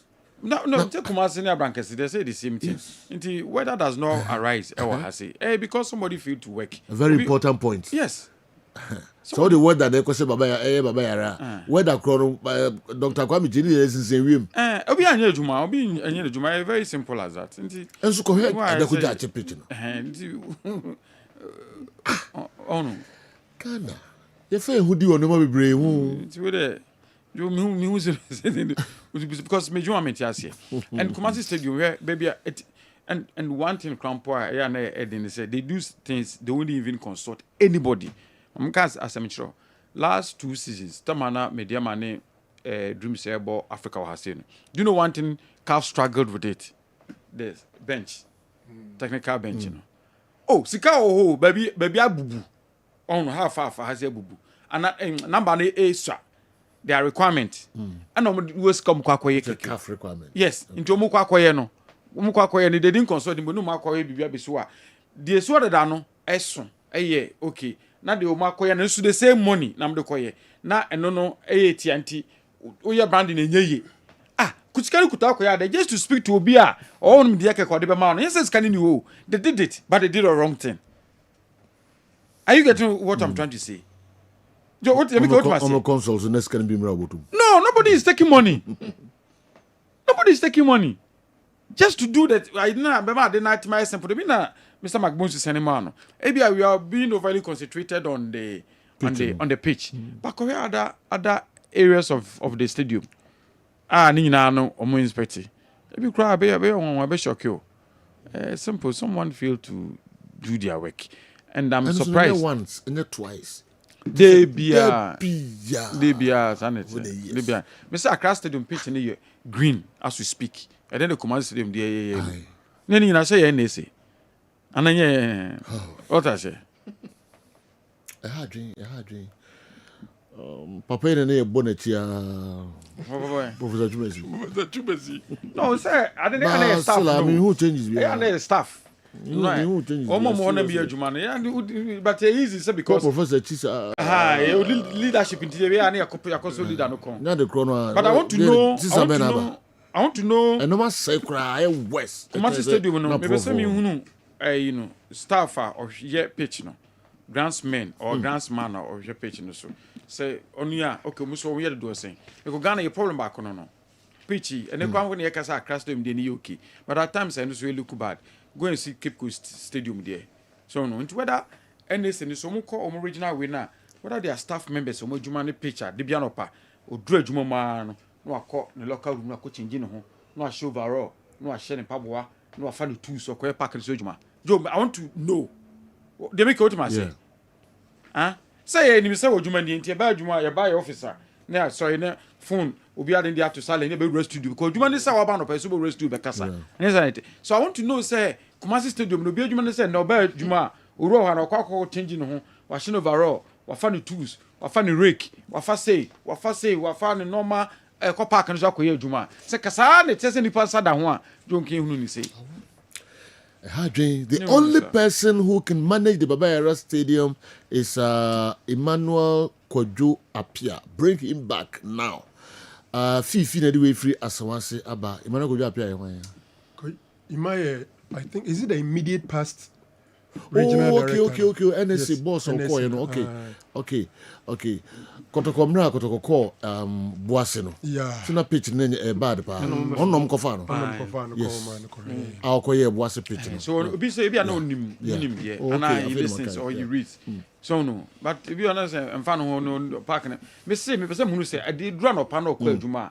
The Juma no ba Kumasi Stadium say me ye adwuma we na say me de ne say me ko park so ntima ko hye me overall ma me sada park no me ye adwuma enwura fufu me tutu we wo me ye say de bia ko fu ma wo do tutu ase no I want to know whether there are staff members like that our regional offices now. I doubt they have the staff but when we say machine pumping so no I say inti nipa na obeba na sadience obabebo water insuo oba machine o dey babe water insuo oye o replay ye what kind of excuses excuse I'm not holding breath for nipa no can story no but talking about the story and in pain for that one and aside for 10 years nipa na say oba or the fertilizer we babe good grass na say sa name fertilizer ni ho what you say until the person stays there but some so no akwagina ketua a systemic problem. Yeah, but you see, my problem is that says somebody in here can there. Like I say, we know you not say fertilizer new, but I did the BAC. The BA. Wrong, what to me? I did the BAC. Buy your own catch or say, Sikabi or generate you a bian, a toss a court accounts in the they don't have access to it. And to say, Omo de court near my music so Mumfanko toss and no much. Oh, and the man, and so mechanic be a year story catch. Let me tell you, as for a fact, March Biombo Kumasi Stadium or what the stadium they are. A expenditure line of friend match expenses. There's expenditure line of match expenses. As long as they are proving evidence, it is allowed. No, so your pitch. Match expense. When was the last time they played match at Baba Yara? No more match before I Mujamna BCC. And match expenses like for Yebo League in Senakotoko. I don't want to hold brief for. Staff let's get it real. Because there are item lines when the league was ongoing and matches were being played, the park was not like this. None we are a real league and I say so clearly they are not. No, Frank, so do some way by say since I hook my stadium, my friend Abesa. I did the BFT. What I'm saying is who can matches? How much do they get for matches? How much that doesn't right? Maintenance. So this let's hold the system responsible. What can how much? Then would you can Sana what can dia? I don't think I make us. And then I could come match there for years and that's problem. Let's hold the system responsible instead of the people at the Baba Yara there. Oh, system bay. System na wo honom na. Omusika no ekotomu anase se scan ni ho a se omu release scan free so e de baba ye no enti sanyo system na say ya sports minister obey there ho or they say young Bofank obey there ho they know they are the guys who should come and do it because he can omu here on they can generate it at Baba Yara. It's a scanning man. They are the people who should hold responsible. Yeah, they are no work and no account now on now. You have fertilizer no. Only eco holding responsible. Because as I Nipa no so called water park now. Only Sony ni wa on the water park no. Why are we holding that person responsible? Okay. Remember say me no. Okay.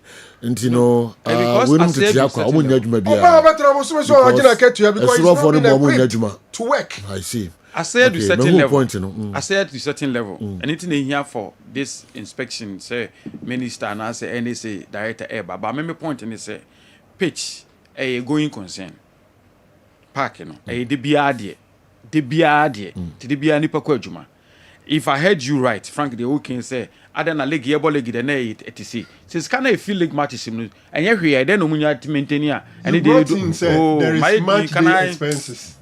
And nothing about I said no be some. Me was our question. Who say join the season, you know? And Tisa a green. Now see match about Scassen Eba, and then end umutin maintain a green. And then end umutin maintain a green. No. Me make a statement. No. Me make a statement. And then end umutin maintain a green. That is the point. Yes. And I can tell you, maintain money green. And the way any first time I see you, like I say, we the awkward man also we are say, we are saying to know you every time. How many times and now issue say embaye. Inti every year biano pump ni say me ye. Na se pump na say ya ball gini wie na pump ni be say ya na. Then na certain ball gini die na ehu green wo so. Your ball gini wie na pump na be say. Your ball gini wie na no. Adekona driving home at. Workers na wo honom no. Please. I should also ask him. I'm also asking a question. A question on Busa say, during the season, 1 year, and how about greens are the matches now? The man you green. My matches now. Brown. There is a component of match day expenses which could be. No, doctor. Oh, they now can say my emblem we know. Okay. Now after season we be so blah blah blah. No, but here's what can I say? I didn't know about matches there a green. But you know, I didn't know about matches a green. Oh, and you say, no, and you say this one they have abandoned. But and you say, last year, and last year, you know me, and last year, almost in Super Park. And I know. It still come back to the issue of systemic. The green color. Do you know what I'm saying? I'm saying that to the people to but I'm saying that it still come back to the issue of systemic. And then the beyond your bomb at green. Ya bully. Ben saying Lucy. Oh, you know, and one America. And then the beyond your bomb at green. Ya bomb match commissioners and match coordinators and technical officials and everything so from a national stadium. So it still boiled down to the issue of systemic. A leadership. Obabe, omo bedwuma, you know, I am omunya hwini now. And then you know, any green as and another problem I pitch in the wall. But the park and the color. No, it still come back to the way drainage. With the drainage. Different problem. The problem now discuss you and I'm a and then park the problem. A different problem. Okay, a different problem. Drainage as on a walk.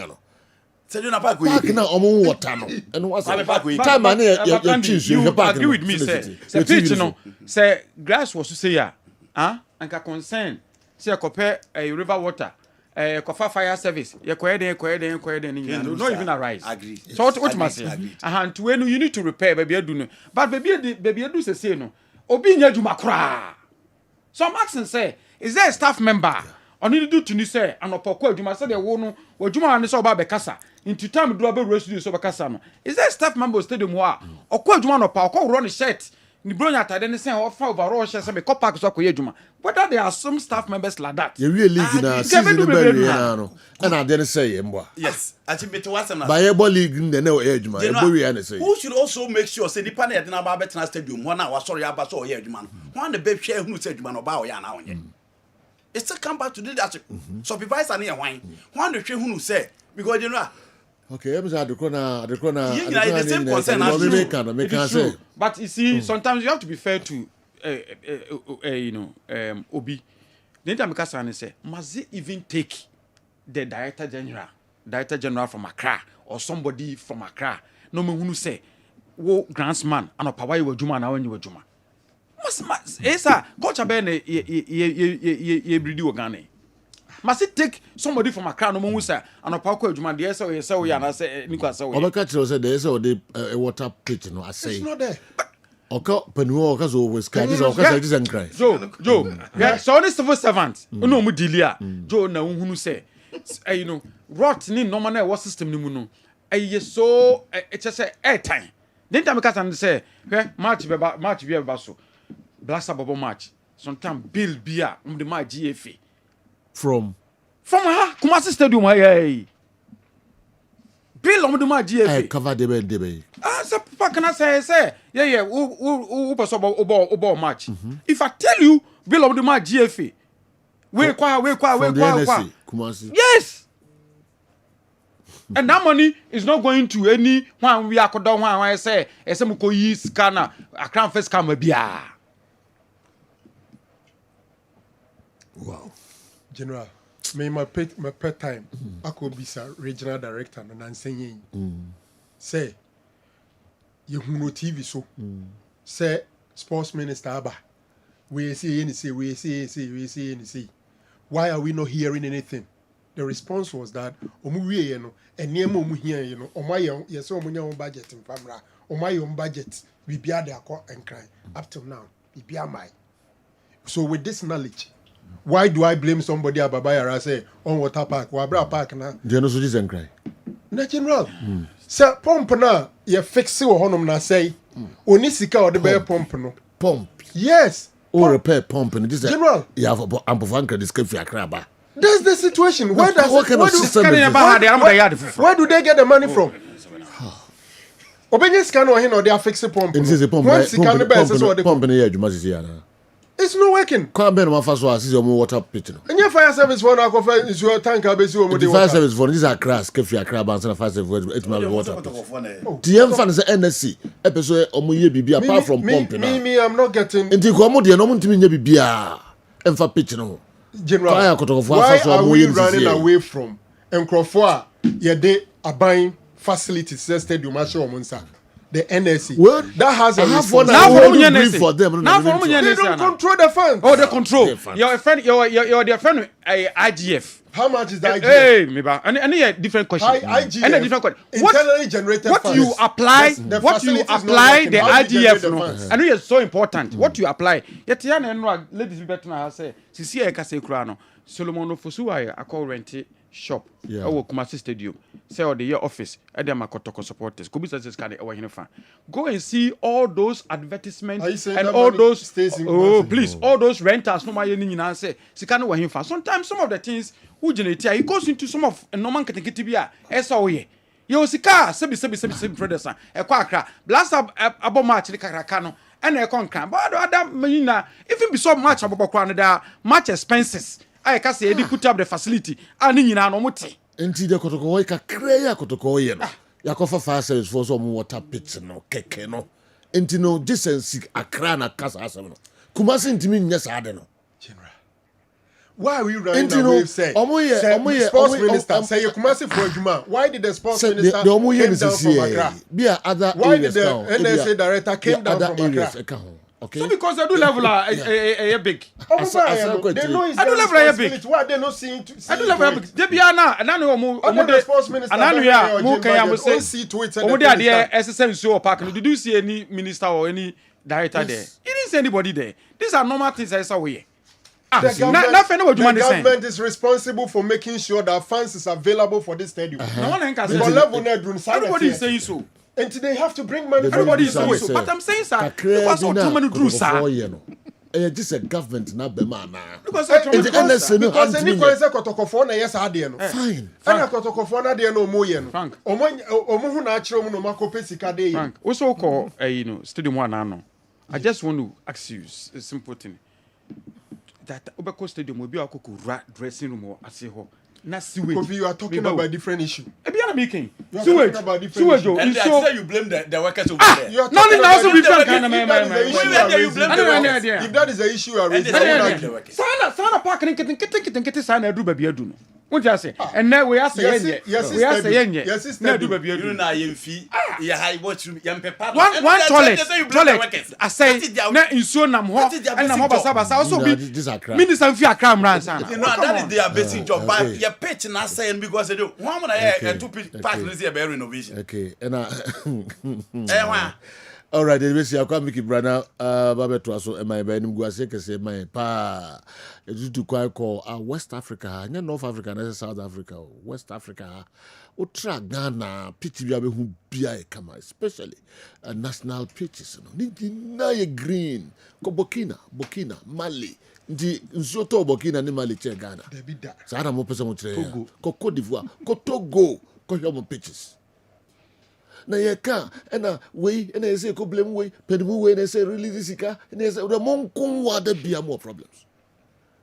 Pitch bia outside Ghana papa green kama pa just a Ghana aseme na mo ka fa ho the bia ye renovate park the bia ye ya say ye two stadium num na teams e bobo e wo so no e ko outside ko bombo because e ba be ye park ni ye eni afi they are saying the same thing. Omonko be binko ball.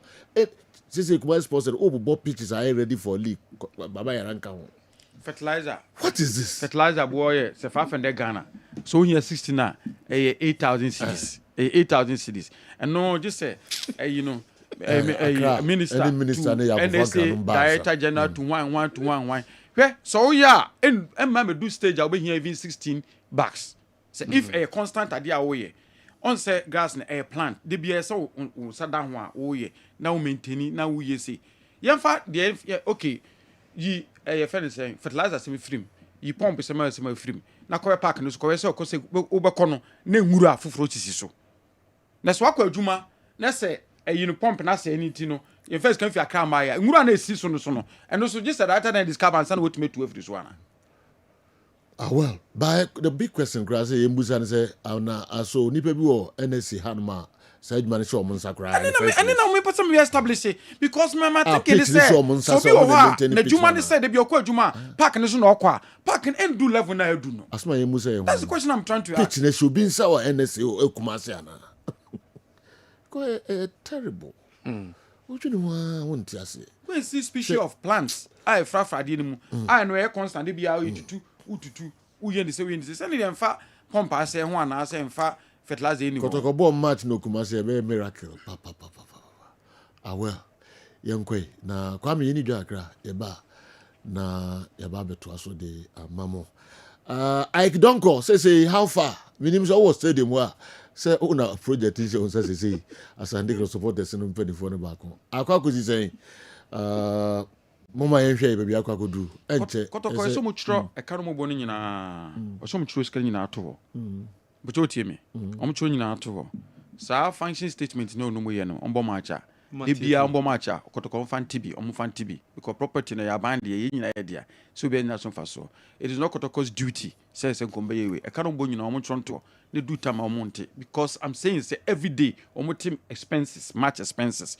for you know so we na we say 10% facility user no matter 5% eco NSC one ubabe use ade the other one no to maintain baby but the big question is scan for some maintenance no e tra Kumasi and say concrete na concrete and make be a car for you to run the pitch stadium no that's what I'm saying. It is a way assume twa once and for all. Me busa to ho. Assumpta. Now, General, yet you want the record of renovating a stadium for 18 months. In 6 months, near say renovated. The Abema to try to see a betting crop. But because of politics, we cannot arrest anybody. Yeah. That is the only way. Yeah. General, the Abema to try and say politicians and UDS can yet. But you better to be at Tier 2 candidate, General, forget it. A 2 chat. So long as the politicians handles animal. You know, a two chada. And yes, okay, almost fear. Politicians better than fear, your renovation 18 months. No one's about between 6 months, say, or Baba, yes, I didn't. Politicians better than a dream of I didn't. So next week, in the ASL League, Nasia, Kotoko. No, send your boss. So, who name venue now? Who name alternative? Who name back? Who name be account? But so we say stadium only last we know mobile Lego. Then league we between league we and Batman. So beyond Fanny to park and so. That's what we need to establish. Yeah. Now we first come on, If I'm doing change. Me say between time I ball league in the way back men. They left the pitch unattended. League time ni. Yes. They left the pitch. I say no minister when they discover. They left the pitch unattended. Anything they do left when they do no. All right. And the DNA. Young Kwame. DSTV, so much more. I would have thought too. Next year, same time. Pitch on my green. Come on, Kotokobe Bodney, Odi next year, same time. My league in Mrevie, Baby, same discussion. Now, don't let you almost be Remonis canotia, William Beshel. Ghana. DSTV. So, Mura Bokina, Namosamba, I'm Mutrasi. I'm telling you, say. Ura Burkina now sign free country or now be Ura Ghana. When we are Bisu. Is the stadium Burkina. 5th July stadium, 4th August stadium. Correct the mind say, okay, send put a new facility no my. But go to Benin. Yes. Go to Mali. One of the pitches near na Mali ni Ghana, only be a wiabo. Mali ni Ghana, if an a wiabo. Send me here, son. Mali ni Ghana, only be a wiabo. Into young choir system that is saying. Simple maintenance. Young choir system that is saying. You don't maintain. Magicians. The kind of system. It's a system that is saying. It's easy for us to find fault. Hey, we are in a way. We don't maintain. For we got to Mali. One time you come Mali, me PA say no. Joe, we are not a shiam no. The Sancho could run inside. But go and see their pitch. System better on the yeah, system. Yeah, system, a magic system. A magic. You need a minute. You're putting free over the damn new man. Yeah, the magic. Oh, the Opako institution, I had the magic that your baby, I will say magic. And you were born to national matches over by Stadium. There be a senses, so not cameras is penny for we miss me the soup, we miss me the fertilizer, we miss me the tanker. Now, okay, tank and also miss me the petrol, a good tanker. Oh, Jesus Christ. So the first thing I know, I understand my friends. Yeah, no boy. We got a Lasur line. You Ghana Sports Stadium. It is not our pride. It is not our pride. Lip service. Lip service. Monday, but this is in back, so fertilizer. Monday, I'm going to house with Friday. Now we should you are crying. Lip service. Monday to Friday, no problem, pal. Fragway, the only human said, river water. Concert, sir. But maybe the answer say, where a pity me say, Sadia, we is granted. Yadia, some park and also in the presence of camera and we okay, how do we find it? Solution is saying, we say. But they know we come with the answer and not one in Moody. Na park no on say na me boa. Me connections me kuti on park no said no was here dwa no. On pension air polluted. Park no. Say Ghana. Tias on madwa bruta. Ghana rivers no. Ghana rivers and here no go for say you. Na me say so ato. Omonko me kan to. Ghana say as rivers here dey for na go for. Bro. A country called Ghana.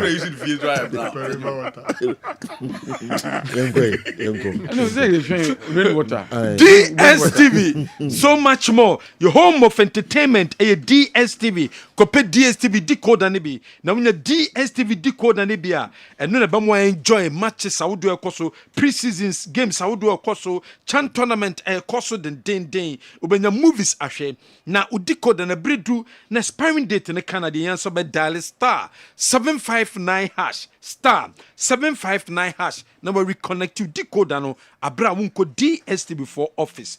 MTN everywhere you go. MTN see data is life. Data man kwa and nunti and almost sabe data be abetobiano. Obama 15% additional data at the account. 15% additional data and the account at the amount. And inti dial it. Star 138 hash star 138 hash nato data and as a star 170 hash star 170 hash nato data oko MTN app ne so a wobɛtumi ato data enso ɛwɔ high sense ye product no a product papa ɛno nti ɛna ɛbɛma 5 years warranty ɛwɔ ho ɛno nti panyama papa ɛde akɔ hotel hɔ opanyama papa ofie hɔ opanyama papa w apartment hɔ baby bia wohia electronic appliances bia de for wani che high sense omo office na kope bitom ye hɔ ɛna ba obenya nyama papa no bia to nyama 5 years warranty ɛwɔ ho Kumasi your branches out do ham your Kumasi City Mall your Kumasi edum ne 2 branches your baako so ɛbɛn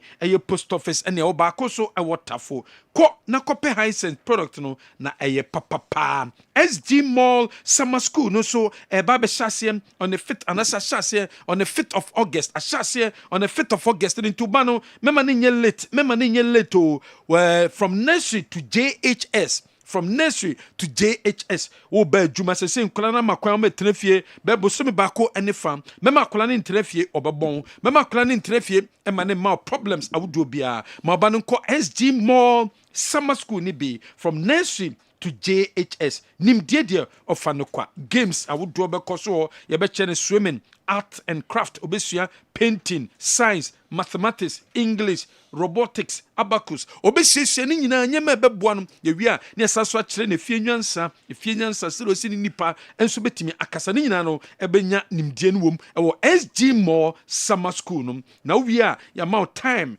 a game time no woni eye stars ni bi enso ehia ebiti se calibus ebiti se kwakumanu funny face eye kilentua omunyina ntifre ye ntentem na ye mwow na obano entimi mbre bi ye number no 0545 897570 0545 897570 Herbal Hospital eye bia wo so ko Herbal Hospital a wo ye dompeni kasem adwuma wo dompeni wo problem wom wo kasem wo problem wom wenya kan kwansia wati ahwe anase bibi how wenya arthritis udompeno how ye papa pain na wo go through no ha adwene koba Herbal Hospital na omwom ye de bibidrom ena edompeni kasem adwuma o finger na wo baby ana bra ye beboa ye papa na de haban de akyekyere so ma dompena kansie ni de ama memma obi nkotwe wonsa no yare bi te se stroke nso anase gonorrhea anase wo diabetes ekrobia ton ho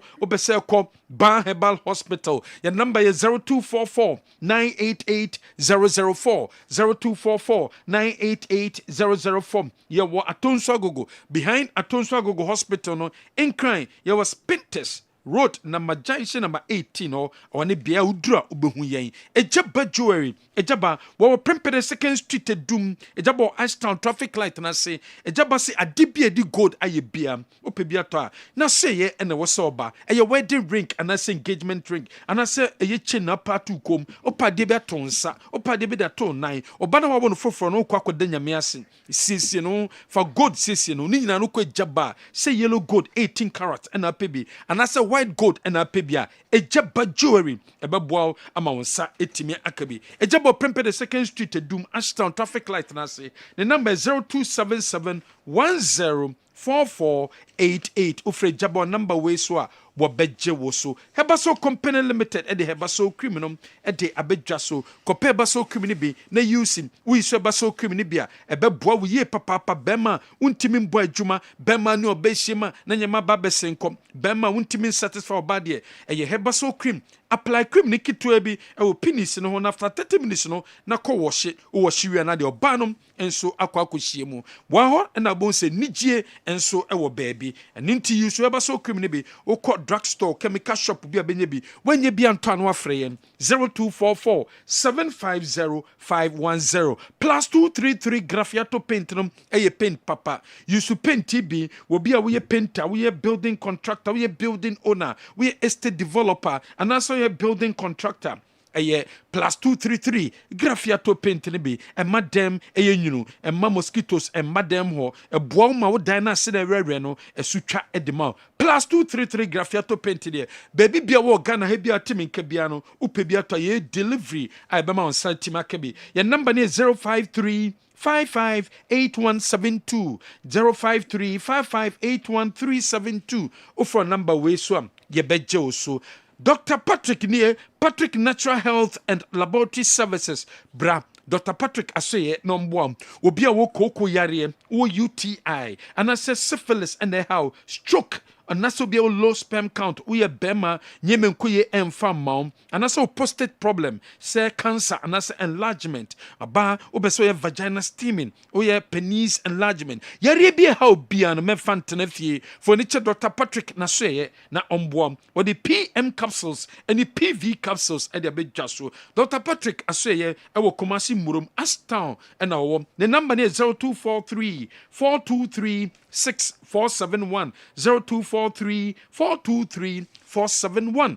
offer number way so obejo so Dwaberura Bank PLC a bank abetimi do ho aton so no sikasem akoye a day amount Dwaberura Bank say omo batampa loan scheme no ewo obatampa loan scheme no oba obetima deposit sika fixed deposit 3 to 6 months in faso beba so a day amount ahotoso investment ewo ho shares and apeso tobiana susu and apeso to say the betimi amount loan savings account current accounts dachinti investment account and nasa open microfinance money transfer Dwaberura Bank PLC your number is 0271 409340 or for number way so ye be jo so nkomo bi obiano ye no enso edi general yemfa ensi okay Victoria Collins the solution be by na minima de no and a solution now or say the only solution to stop this mismanagement of our stadia is to hand them over to private institutions to manage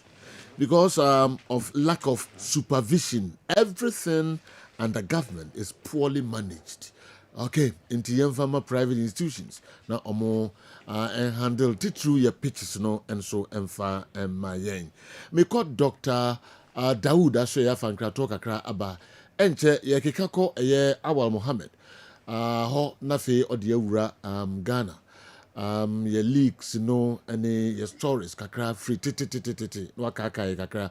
Today in history, and at the end of the day, ever, your kwabane dinina, and so abre mo. With your phone, some bakwana menubi, and so on person of the tuja, quite out, and brave bem my reading in. But say, you call Dr. Dawood ho, afa ne to kakraba. Mianum niado for your friend Dr. Dawood. Menameda Dawood Herbal Hospital ano. Na enam meso enane Dawood ointment. Dawood 360 capsules. Wodja manswa ene obi edi ho adanse. Na duwe edutwem. Dawood ointment. Dawood ointment. Ose fetwi na ebeko. Ofa Dawood 360 capsules ose sisi na ade wom. Na drom yenu we adwuma bom. Obi a osisi ye oyapa.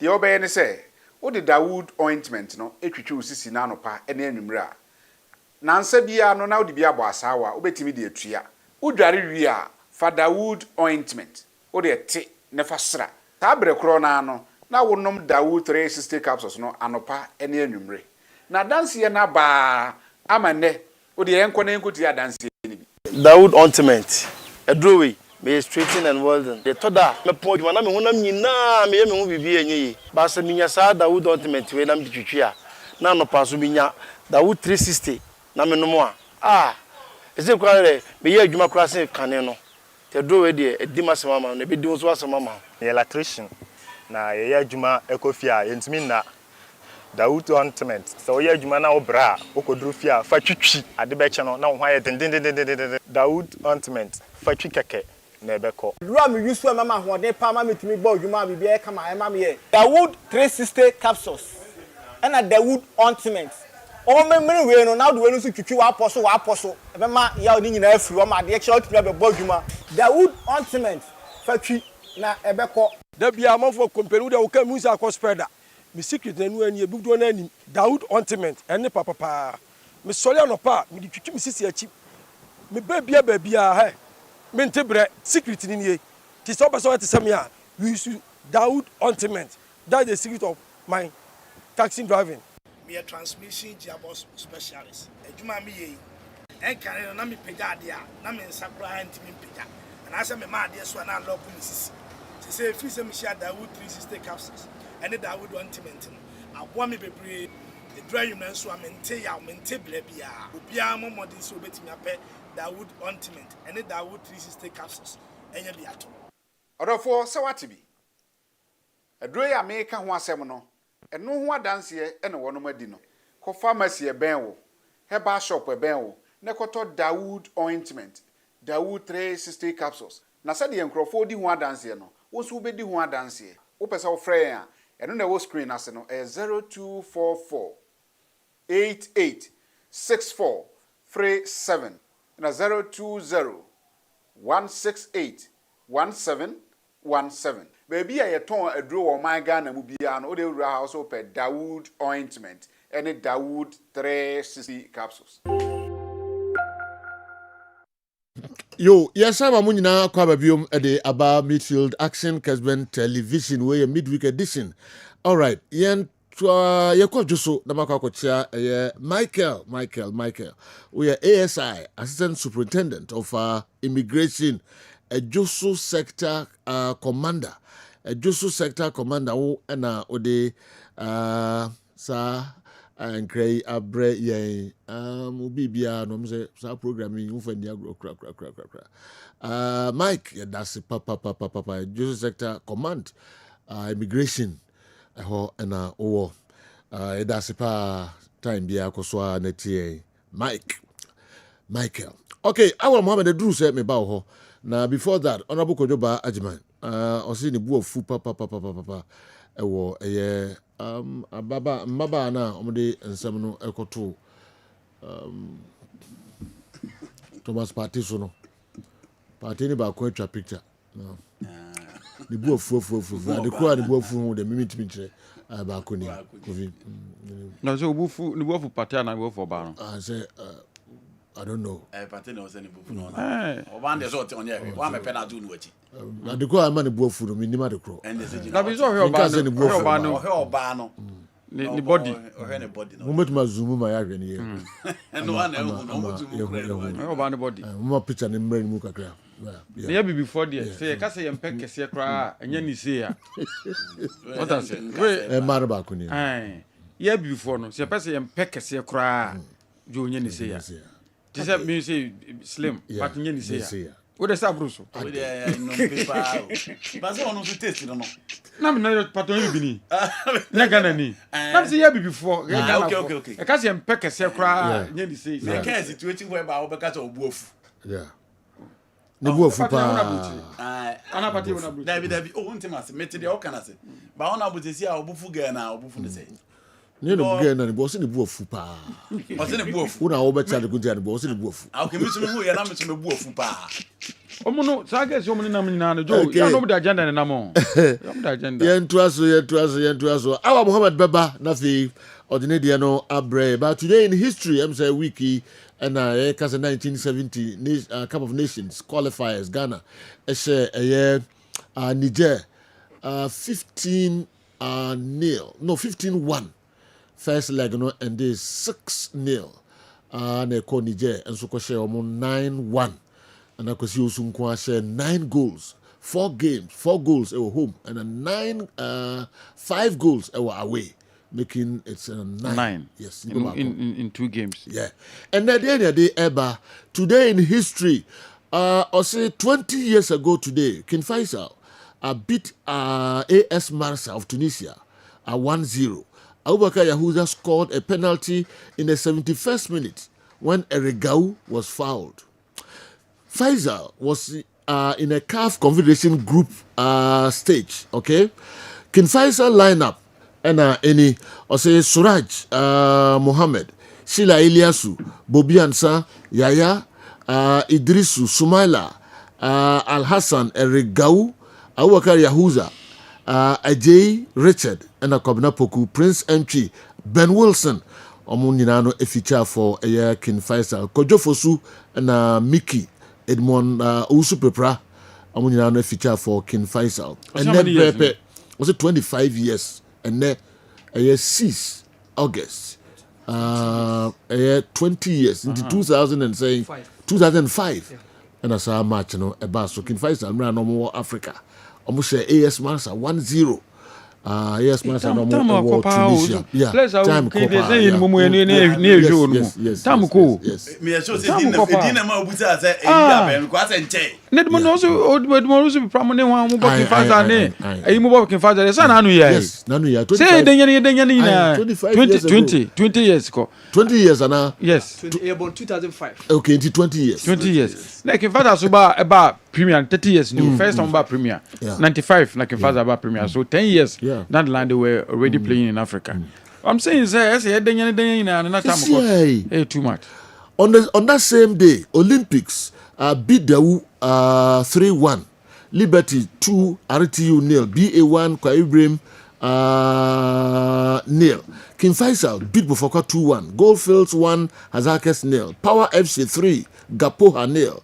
Dwarfs and Hearts of Oak match was postponed.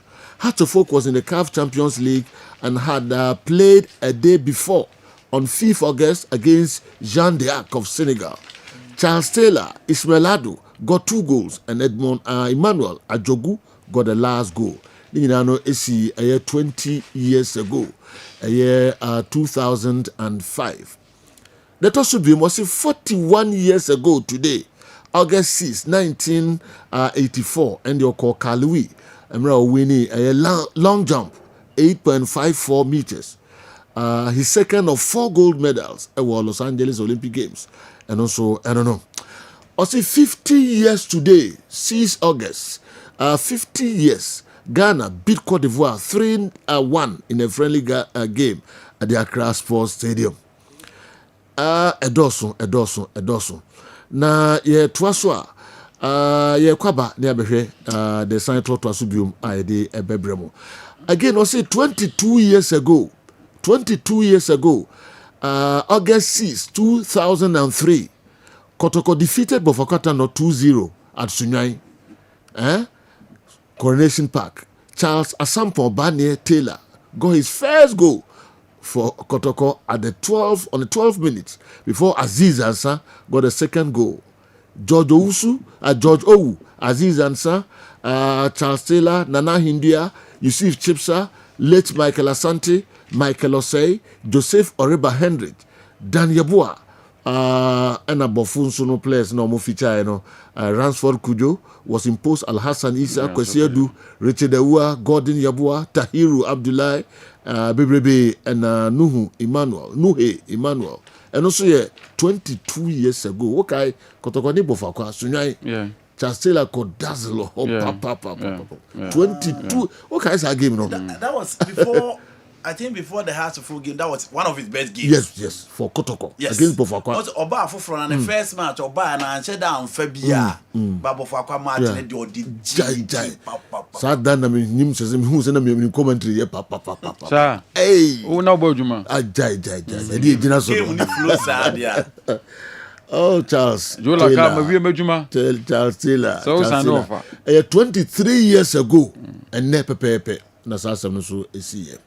All right, Mohammed. There was one we are not pass a comment on, so I'm not going to take much of your time. Maximum 3 minutes on Charles Quat. And I just am a concrete bow.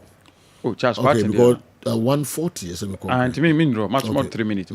On the Charles Quatin matter. Yeah. So no.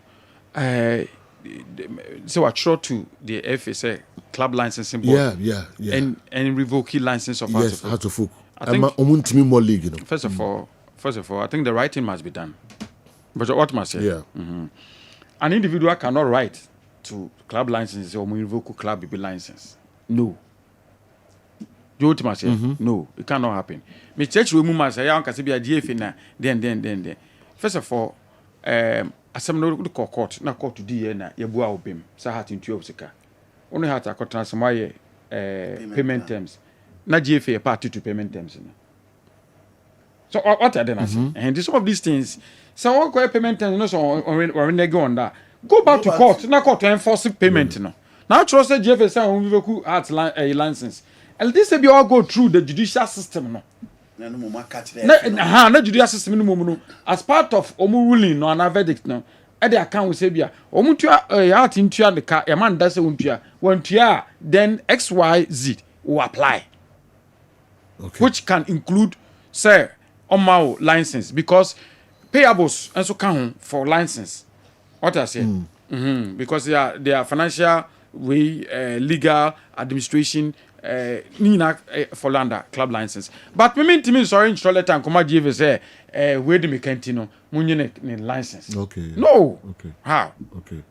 Nti science should be just go. Them person me tell say on fa kuna be. There's a charge got an actual letter to club license board through the general secretary say revoke has to focus license. I'm saying say that is not how things work. Okay. And they cannot work that way. Because as I'm not court, not court to for say there was employment, contractual agreement between you and Heart of Folk. Not court to boa bim. Sa heart in tia usika. Yeah. And I will no wako tia sama heart. Some more payment terms. Yeah. And heart and deep payment terms no so. Okay. The other end is so back back to court. Okay. So court enforces our judgment no more no. Okay. Na heart in tia oka. Court no sha Heart of Folk. Mo the consequence because say tia onipa kro sika commission won tia dia. Ni we you betuma kofa ne dan esia beto kofa ne kai esia and na we esia no court betuma hye saade no but you can't just write a letter an individual to GFS because Heart of Folk do kanti no club license for revoke Heart of Folk license or because Brekum Arsenal do kana Brekum Chelsea or Kotoko do kanti no GFA revoke club the licenses of Kotoko or any other club no it doesn't work that way. All right okay I'm saying tia na ye went to back to court na kwaya Heart of Folk tia say ombe tia sikada ma no because of court ruling there by no has any so in the court be say no any the idea yes or apply to the judicial system of the GFA based on maybe a court ruling no now they are court status committee say court kura bua ma say me ne Heart of Folk ye ne contract nti mo hwe na mo gimi sika ma me na o mo so ma Heart of Folk so me ko masem na bia ha sentiment tua no mo show mo dey so sentiment tua eno and ebia disciplinary committee ni betimi ahye se enam say Heart entu anything no ebia club license for no mo gin the way anase woman transfer ban ana mo man de no mo aye but wontimi chiro krata nkoma as GFS so munji club be license because odo woka en work sir. All right, this is dia 7 this is dia 7 awal ye koba dey na be hwede mu say jona ye about how when Heart of Folk came and defeated Kotoko during the bedsheet game no. So you were remu in the next season which was the 1992-1993 season no. So you there were some games very very interesting. Around 92 say na ye one game be a course so e was Tamale Kaladan Park. Okay. Between RTU and then Kumasi Asante Kotoko. Yeah. Na RTU lead by a goal to nil. Around 75th minute na Oli Rahman eteka no. And RTU for no to see park no so. Yeah. So the game came to an end abruptly. Yeah. So said you Kotoko protested. Any area. Yes. Okay, papers are babontin no. Where paper be? We Montma enough. Okay, the sports world. The sports world. Oh, okay. Kotoko win their protest against RTU. Yes. Tamale Kaladan Park banned. Kotoko richer by 2.2 goals. Yes. Alaji Jaula yes. to be punished. Oh, okay. And the Ohineba chance in see capture the course. Oh, okay. All right. Even one of the papers also captured said he instigated that winner actions na course no. Kamo de betu so ananka mo. 1992. Yes. Oh. Okay. Okay. And how are you too? So among for like he said Alaji MND Jaula. One of the papers also cited him so no instigatee that winner a course no. Some no RTU. No RTU. Yeah, Kotoko blame Alaji Jahula for sparking the Tamale riots. Okay. I see. Yes. Before so Babe FA president. Yeah, before say onukra de obe deputize former drafts you know. Nana Bri Butler before say later on Obabe Eji Ejuma no yeah. But say yo that season no say yo Mami so bodium. Oh, interesting. Mami so bodium. Na mi nko enkrai. Na mi nko din komo kakra ho emra. Me ba season na o ka ho asem me mo ato aso. Kumasi Asante Korokoni RTU nsensem no Alhaji Jaula to be punished on him chance no see capture no a sports world 1992 and ye ka kai ho kakra ewo sa emre no ye ko AA Sadiq na ye ne omo akodi nkomo kakra won kran ye ba beto aso am 92.9 any Kessben TV so enkomo ewa ha na ye duru AA Sadiq nemom ansa na AA Sadiq be ba no yetiti nsem bi na enye de ye bompa ye se enye saa yetiti nsem bi se helicopter bi oboase mpatamu ho nya kwansia ama se de yetiti no ye bonya mempa ye se enye no kore emom se no kore dia ne no my Ghana ye die mia ma me nko Sadiq parts apomuti say pacho want to me ho ye pa ai apomuti say na me adom boko na unso e boko ne somewhere yetiti no enye de it is alleged say helicopter ahwe oboase mpatamu ho very very unfortunate if it's true ye bompa ye say enye no kore of course ye bompa ye yanko ene run ben ho ode mai Mama Chetty for Nama Obi Akwaba. AA Sadiq Herbal Center and a Yatna Sini. In Pennyfosse, Otimi Fotimiwa, or Rowan Kawa, Efa Betty. It's ha, Sansim Winner and time ringy war, Wajinimu. I mean, one of the basic in Yama, you can't fight it. A count to Honomwa. You don't have any options. And I want to say, HED shasia. I mean, wow, over to me, 1 or 2 be a piacoto a draw penny idea. But you are any be or what? A count to what? At once, will be a kind of force immediately by force. A count na. I was so upay when I immediately. Na yare na asase na urgent stroke yare emergency yare de bia me kase se wako emergency ward akohu de we a ye kase obi yare emergency etia wobetumi de wadwen susu de afa ho se yare a eka ho sisia na ye nya yare hwe amfa dran kan wa na yare no enya ginsem hu ni se stroke esi wo nipa wadwene mu ana adwene no eho ene control onipa wo ne ya obeye make say ma adwene na ema no signal se bie na kasa ma adwene na ekire me sase maso na to adwene na ema body no e control wo posture wo balance wo talking wo vision wo bia enu ti na obi nya stroke a sebe odi abot ne kra fa ne na so a onte ne na sinka because e fa na e wa adwene ma e be kire ne sade na mo na so twene nsa no chewo na free honom no safa no ewu ewo adwene nim eni ti stroke e ya adwene mu yare se ye ka adwene mu yare a enye se bia bodam nko a obi a watentum agu nko a na ya adwene mu yare stroke enso e ya bodam adwene mu e yare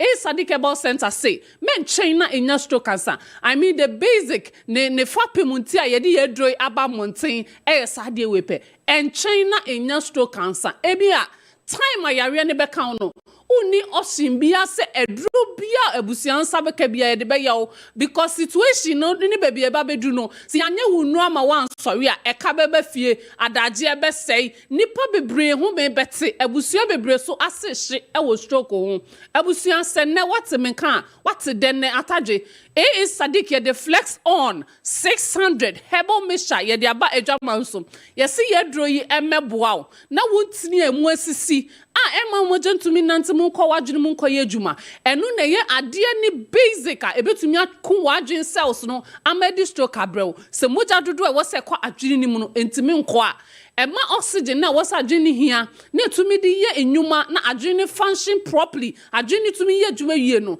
ema enu free hono ma na adwene cells no asase ewu eba ne sa na ubenya signs and symptoms and ye bi woni padwani ma becho say no bibi enkoso ye e wo wadwene mu se signs ameba boboso yi wasase ehunu bi wo ni padwani mu a flex on 600 herbal mixture ebusia enoa na uhia yesi yire wo na ye dro nom no bosome continuous to aso bosome ni nyina fire edro no efama yen saboto akese no e na wonsa ebetumi aka 4 bottles in a month na wotwe bia no mbako senketo no so na wo betumi aka mia wadina na wotwe mienu bia na ye edro no 2 bottles efama yen ebeboa na eyisa ohaw ni nyina efri ho de ama ebesa aboa na moje tumi adie frusa ni ye akọ wachiri mu na adwene na nya hoden etumi de aye ni nyuma yie eba ne sa nipadua ne so ebesisi ne honam so now baako wo ho de ye na ye guilty I mean anansi acheme a basic word in every home Ghana ha fie bia obekombia obenya nipa baako wo ho anansi taiche no ena enso enya ade a wo se ye didi agro wo anansi etai echew wonsa ene wonan de bia ayetitiri ma wonsa ka flex on 600 herbal mixture obi wo ha ne nipadua ne mo te ho a na mo nipadua ne mo hye no obi wo ha se de mpane na ewo no obi wo ho no mo a se otie condition asekra na ni or feeling some kind of heat to say the edina to apaso a ye ho no obi wo ha se de mpane awo ne nase ne ye ne fem obi so wo ho a ne pobo akra rofri ne nase a wonte ne nase nka abusua eye stroke ne ho propro wane bi na asase e propro ne ho egu nipadua nim no ma won sanka flex on 600 herbal mixture ebeboa wo yie pa na yinsunsuanso ni nyina afiri ho ama adwene na tumi anya oxygen proper na tumi ayedwuma yie entiri ni mu nso beda ho ma moje tumi adi afurusane na ni je semo wo mu ni se eyi ntiri nim ama efi any fat deposit e won ntiri nim na afi ho no enye ntini a eba wa adwene mu nko na emu bete entini a echo all parts of your body ni mu nyina emu ebete ama moje tumi ananti wom kama ede amount nia onya science no nanso opesa inum yedro yi bi no eho kwan da ho so benom na wonya premium protection ye ka premium ma top notch protection ne last stop from stroke e flex on 600 herbal mixture now dia wonya stroke no foforo opesa omunya ayarisan tentem Oma ne sanka flex on 600 herbal mixture. And it's uwo bi a oyari stroke ewo ufia wadaro ma ye na dom na ewie wate minken per flex on 600 herbal mixture ni bi na fama no. Now woko Ghana fana baby a ubenya yenu ni bi ato. Doctor ewo standby or train se oni ubedi enkomo. Efa ye dro ne ho baby a ubenya bi ato. Oyari hu nchechemu ene ni aka yanka wa ha bia. Offer doctor ewo 0244 15 35 11 anase 020 800 91 78 ofra baby a ubenya bi ye bema o location na wakoto bi question bi a wonso bi a ofra ye bema winchemu kama na aboa wo yie pan flex on 600 herbal mixture Mr. Okwa Bodro ni di nato enko kam ye enko ma foforo bia because esuno kra esuna botokra and esuno ekra konkro now mamemfa wonko Sadiq herbal powder elephant herbal mixture medical catch se koko de enye yare ye bekum e very uncommon I mean the rate at which a nipa ewu wo stroke ho no utumi mfa ntutu koko ho even the rate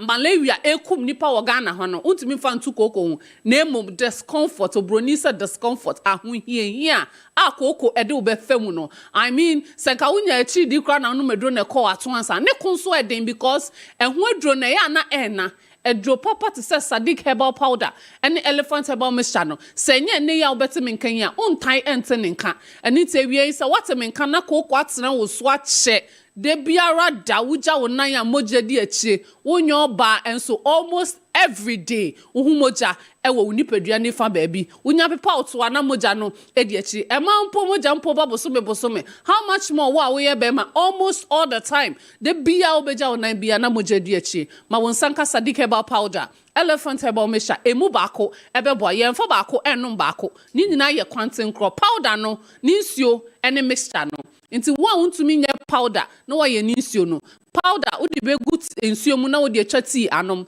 aduane bia wodi bia wo fro ye wo banku wo mo wo kwan wa benkwan bia utumi se bi guso na wo di edi ni kama utumi se gu wanum no wawe na wo di nsuo apia so saa na wo benum edro no nsuo de ne so anopa ewia enyume ebeboa wo yie pa se niema efa wasene mu ha de won se mema sem ni nyina egina mu pelvic region ha efiri sisi mu ko wasene mu ha no eho na bema na ho odi nyina egina eni ti sakoma ni ti mi pompi moja se dien na ebedu ha na problem wase ha oboa ebesan redro no e de akọ enkakra na wa hyase elusi match eni ti wo akoko asan so ache 1 chronic waist pain ukoko ni to mi kofa waist pain chronic waist pain sisi yare mu adin pan to me betena so woje wo ho a enye etumi enso ema wo mema sem ekofem Sadiq herbal powder elephant herbal mixture emu baako betumi aye wadom pa na ma ohawa mabosu ni nyina ayi e de free ho de amount doctor number ni biem 0244 15 35 11 and I say 020 800 91 8. And now the medibeja okwan ne elephant ointment. Yeah, ointment our Ghana has so many years. Abo adwuma ache enti na da so te ho a eda so ye adwuma. I mean, nipaduanim oya obia ewom, yemfa ntua, yemfa nkwaha, yemfa nse ye ba bia, ye de sra nipaduane ni. Eno ankasa be run nipaduani makoyi oya obia afiri mu ama. Whether we dey wasasabro wa so sisi eya wo ya, wo nan afirichi wada okonso. Se de ohaw ne tie bia wo nipaduamu pains ni tie bia ma wonsanka elephant ointment na no so betumi aboaw na ye wadom na ma ho esane after a hard day work. Your number ni biem 0244 15 35 11 and that's 020 800 91 78 empenyu for say asempatia AA Sadiq ani no mu edim komo no Okay. Yemra na yemetwa so emfa emamo enche yebesan akọ enkran na awrehosam bia ebeto dwa sisi missing Ghana Air Force Z9 or Z9 helicopter hunsam sisi ba na eba captain Veronica Ajo Ahin ena nisa ehye sakrata ase Ghana Air Force helicopter Z9 that took off this morning at 9:12 hours from Accra and heading for Obuasi is currently off the radar. All efforts are being made to establish contact. On board were 3 crew, 5 passengers. Okay, further details to be communicated soon. Okay, Intina the Yansa Eka Efri Ghana Armed Forces for Veronica Ajo Ahin, or captain, on a acting director general public relations on this asemi and so about to Edja. Na you see a crew from area how baby and a helicopter no ekotoy. Pedinfua na omo wosa helicopter imu yempese di din bi abetu dwasisi a. Kofi chiti din bi yentwen kakra establish kakra na sana. The statement, it just said if 3 crew and 5 passengers, I mean, it said there are 8 passengers on board. Yeah. But other reports say fatality in the part were 4. So I just want to understand then what happened.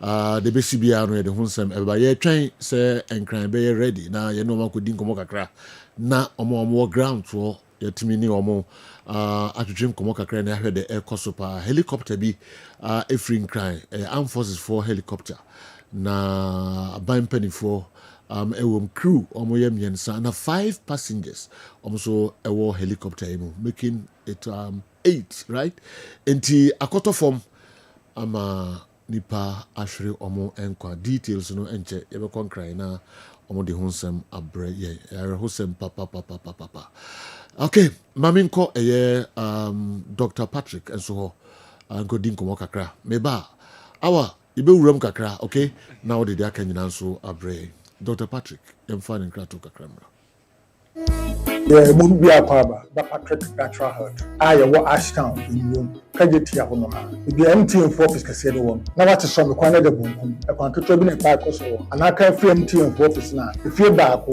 bi mu de toso nyensa bi a kire wadwene fo opum de ni ho a patcho free number si na yini 0243 423471 0243 423471 and 02081623551 02081623551 number si ne bibi duma bibi a kire wadwene e fo pom den ho bia o frɛ na e bejo so number si no screen so obetumi afa ne adim e patcho ye kasafa pass ana hamori e patcho koko ya dia eye common o ni pedua bia so mpacho tini pa so say so bo so bi hu pe ewo hu a ntempa waba na hama obi o hu a afifiri no so bi o jana na ya mpanche gwa no bi di do se blood ba obi also say bi o jan nan no a the kokobo no etumi yi play obi also fi ni yam say dem kan e paye a na say bi o agana bi a ana say gentle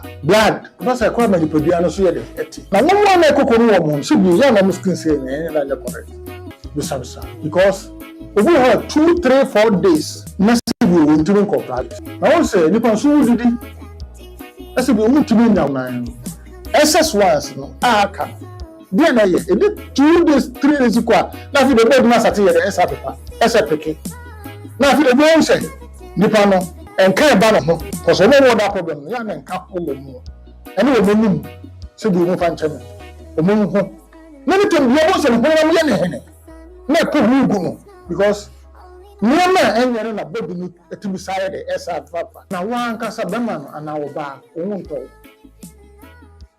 nipa bia mu no ahoto ni atotie ni ye sere meka afifiri ntim ma won ko private ana won timi nya wonan uja wonan ya blood ba Patrick natural health na bi ba hawo se me me anu hade oni ni be ba tse beka sa ko what 2 years kiti na we dey na de be e dey na de be se Bema bia utimi ya tini pa. Ubama mkikau, ubama mtutu, and saba bema no. Sina bomu so bema nsitre first no e fwa. E pa to mi kabra. Aso na PM capsules. Mienu anopa, mienu nyumwe. Oba pima. Ako ban na chi, ako sisa nyama pa e wo ban na chi. Aba inside. Numbers bibi a chire wadina. 0243 423471. Dechi abuja dance ya chire. Ya mishiramu.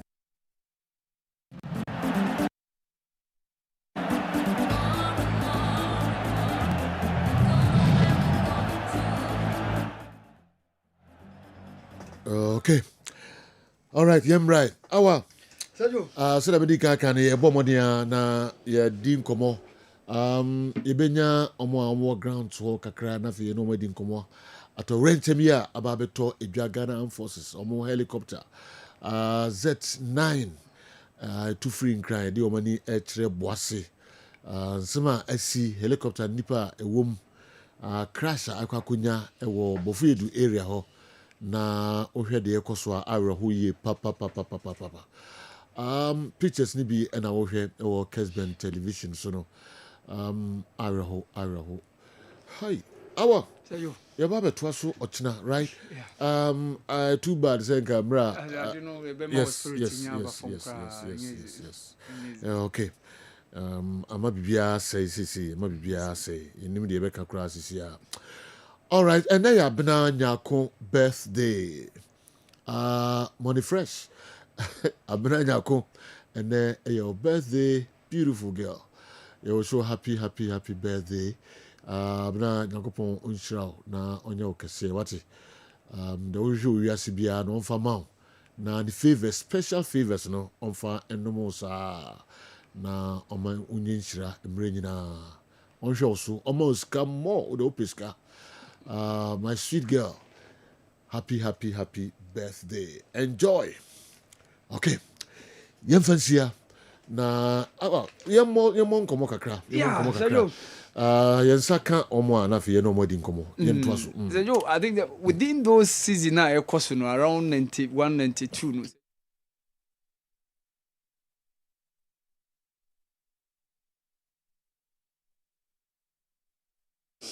We must see the. See one of the stories I know so catch your attention those times. You know, Scenery brothers. Scenery. Yes. Okay. Scenery brothers. Omo only court. Okay. Now omo spend this car way a top sports. Okay. Top sports and a reporting that Sikano. Yeah. Omo has a Lebanese. Yeah. So they spend around 30 million on Olympics. Okay. Now Kebia Kaya around 10 million cities. So you omo dey court. Okay. Omo Accra Great Olympics equal court. I see. Yes. So you are known as top sports. A capture story no. Wow. So you that season na onipa nso koprai into Jan. Okay. So is no call score medication. Yeah. Okay. Oko pride. Na one doctor, an Indian, Mr. Dr. Casas. And a year in surgery in Kufridia. Okay. Yes. From me capture that story now. Okay. Yes. Yen capture no so. Yes. Untoja surgery now koye ewo Kofridia Dr. Casas. Okay. No that surgery no ewo Kofridia after say that injury no see no. I see. But say Joe, I think that Kotoko has game say memorable see wo honom no that season no. Say Joe has 19 sen ye ken. Yeah, 91 92 season. 91 92 okay. Say Joe has be share Kotoko 1-0 ewo Kruma. 2-1 ewo Kruma. Ena Kotoko nso ekosho mu 1-0 ewo Accra Sports Stadium. Say Joe Kotoko de no okay, we Ntojan. Yes. Indian doctor operates Ntojan at Koforidua. Okay. Yes. Okay. So say Joe Kotoko eko share Accra so folk by go to nail. Mohamed Mahmouda and share that goal no. Okay. Ewo the Accra Sports Stadium. Say Joe, this was how the sports beat captured the pictures of Mohamed Mahmouda. Okay, Isaac Mahmouda. Kwaji. Yes. That striker. Yes. Kumasi Asante Kotoko. Yes. I will even see ya. Nyame ya duma. Bebe so besa shase. Baby uwe ina. Okay. Baby how shase no. Bebe so besa shase di every ho nyame ya duma ochina. Cause Torres no shase free Tamale Kaladan Park no so. Na yemfamra nyame ya duma ochina. Oba pedi agnes suakon eye idi Gatuso ni mame I'll call the crate no idi mame and I'm who TV so nyame yaduma ochina and ono nso ni 1 week no eba so Bokrom Estate into yanko na yanko boa C43 na bibia so enko so idi ene abusuani na emamo yakopa. Okay, yanko kwadwo ewo enkran na onfa the ekoso ewo enkran mre emfa helicopter crash na yate hon sem no. Hello kwadwo ment no e kire ye se eye off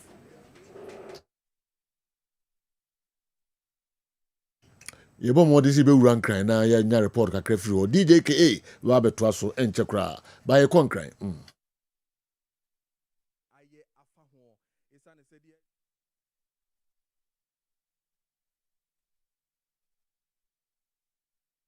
Ababidi and Komosisiano. Because we live on the Kessben TV Plus and our Facebook Kessben TV. We're looking curiously into this action to really understand what is really happening. Emergency in AC, breaking news that we're giving you. And I'm telling you, sir, we have a press release coming from Ghana Armed Forces as we speak. Now the air almost a missing Ghana Air Force Z9 helicopter and Ayira Sisia. But what they're saying is almost times, it is off the radar. Currently off the radar. What it means is that idea and any radar no Sisia. So they are looking at it as to whether truly crash. But we have a farmer on